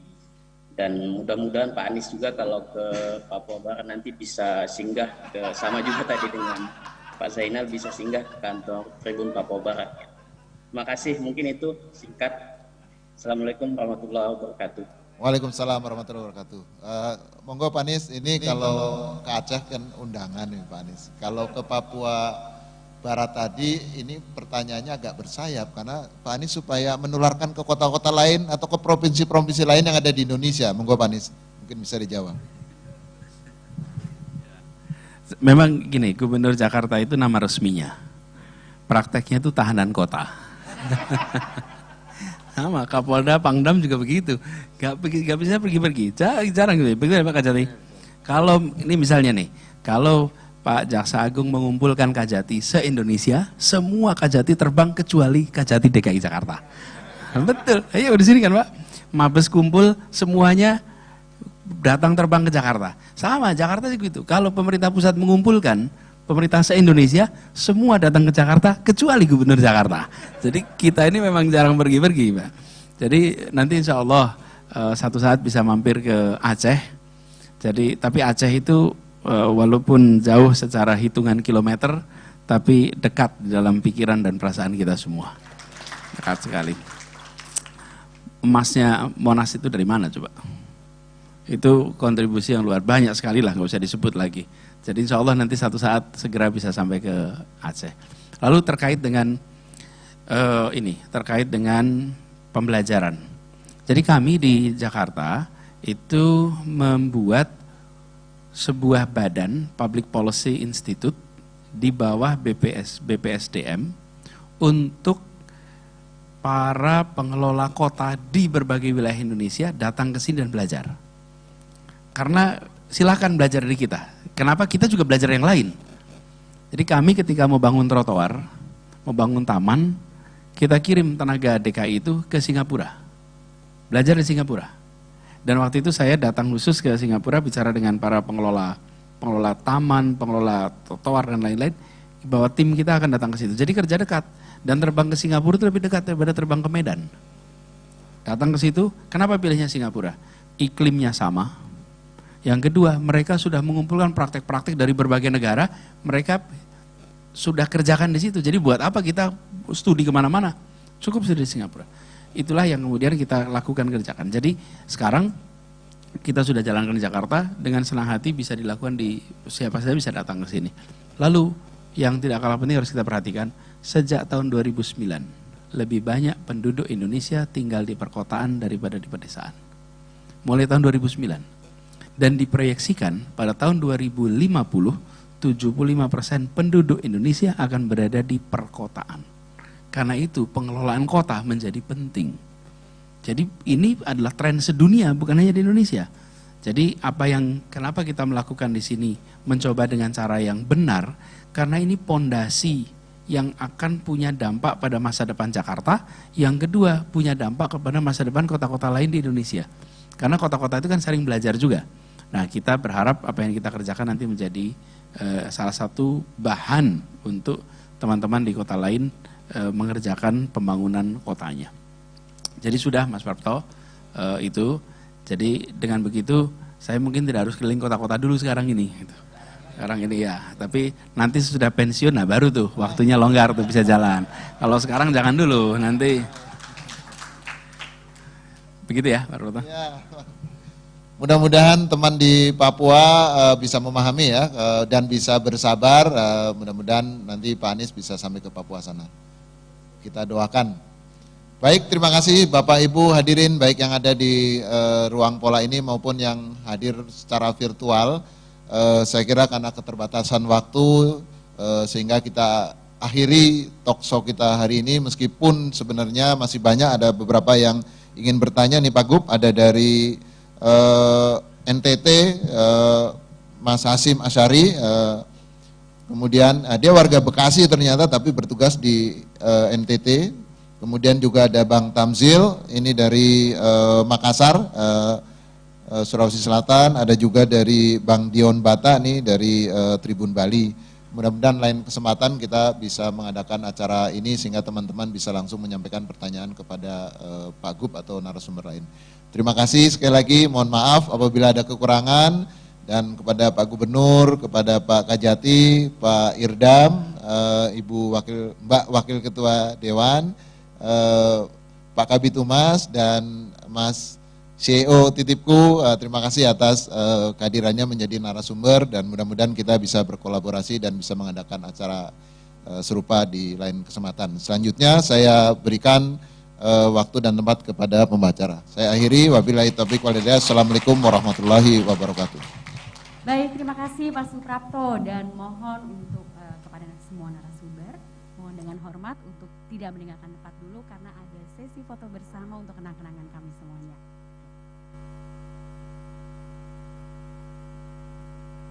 Baik, berbarengan dengan foto bersama, rangkaian demi rangkaian acara telah kita lalui. Ini sebelum mengakhiri acara pada hari ini, saya mengundang dengan hormat CEO Tribun Network, Bapak Dahlan Dahi, untuk berkenan memberikan plakat kenang-kenangan kepada para pembicara kita pada sore hari ini.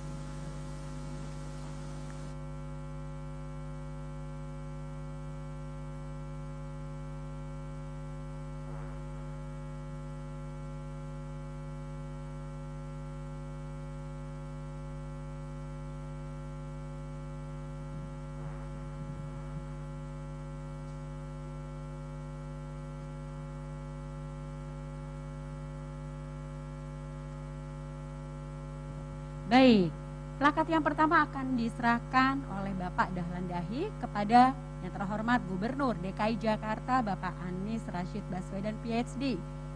Silakan Pak Dahlan dan Pak Gubernur.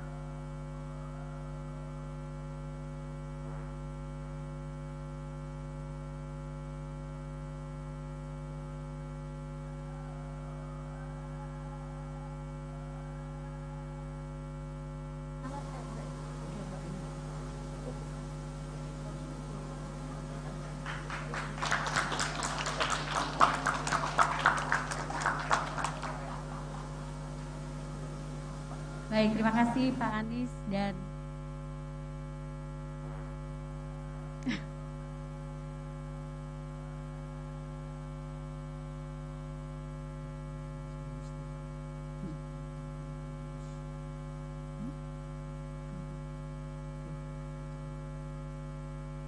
Baik, selanjutnya saya mengundang dengan hormat Wakil Direktur Pemberitaan Tribun Network Bapak Domo Ambarita untuk berkenan memberikan plakat kepada Kepala Kejaksaan Tinggi DKI Jakarta Bapak Reda Mantovani.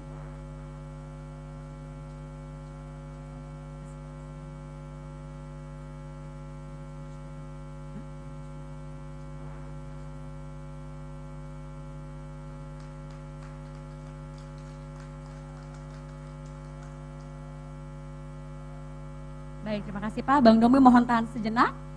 Selanjutnya, Bang Domo masih menyerahkan plakat yang selanjutnya.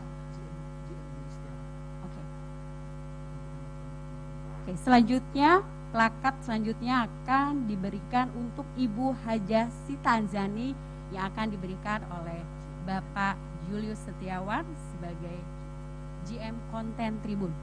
Kami persilakan.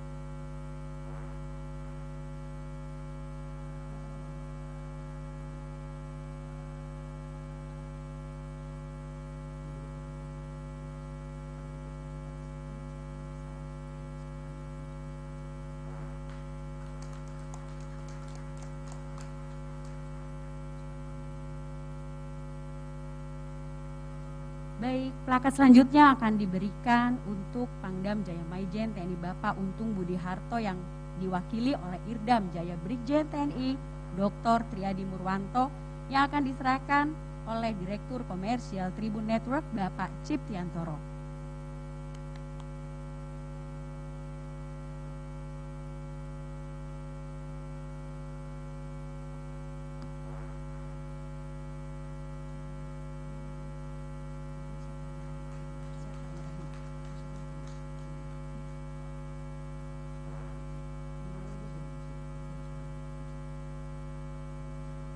Baik, selanjutnya dengan hormat Bapak Kabid Humas Polda Metro Jaya Kombes Polisi Endra Zulpan yang akan menyerahkan Bapak Heru Budi Kuncoro. Kami mohon kesediaan Bapak Heru Budi Kuncoro.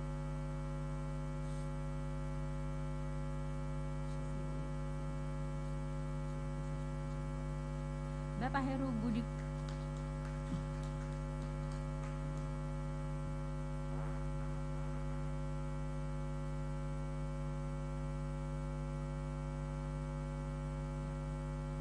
Dan yang terakhir, co-founder dan CEO Titipku akan menerima plakat dari Bapak Gunawan Samiaji selaku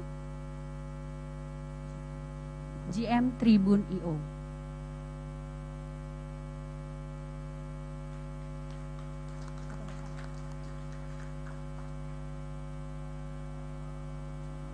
Baik, dengan hormat saya mengundang kepada seluruh narasumber dan juga yang menyerahkan plakat untuk berfoto bersama di depan podium. Yang terhormat Bapak Gubernur Bapak Anies Rashid Baswedan PhD. Moderator kita yang terhormat Bapak Dr. Suprapto.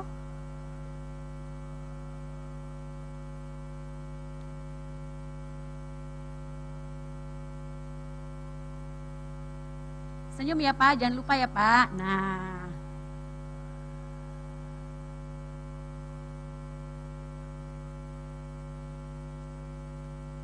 Oke, tunggu, tahan dulu, tahan. Oke. Senyum ya, Pak.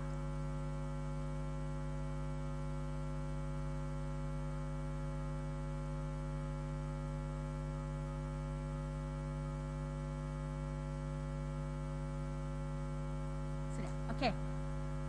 Terima kasih atas kesediaan Bapak dan Ibu semuanya. Oke, baik.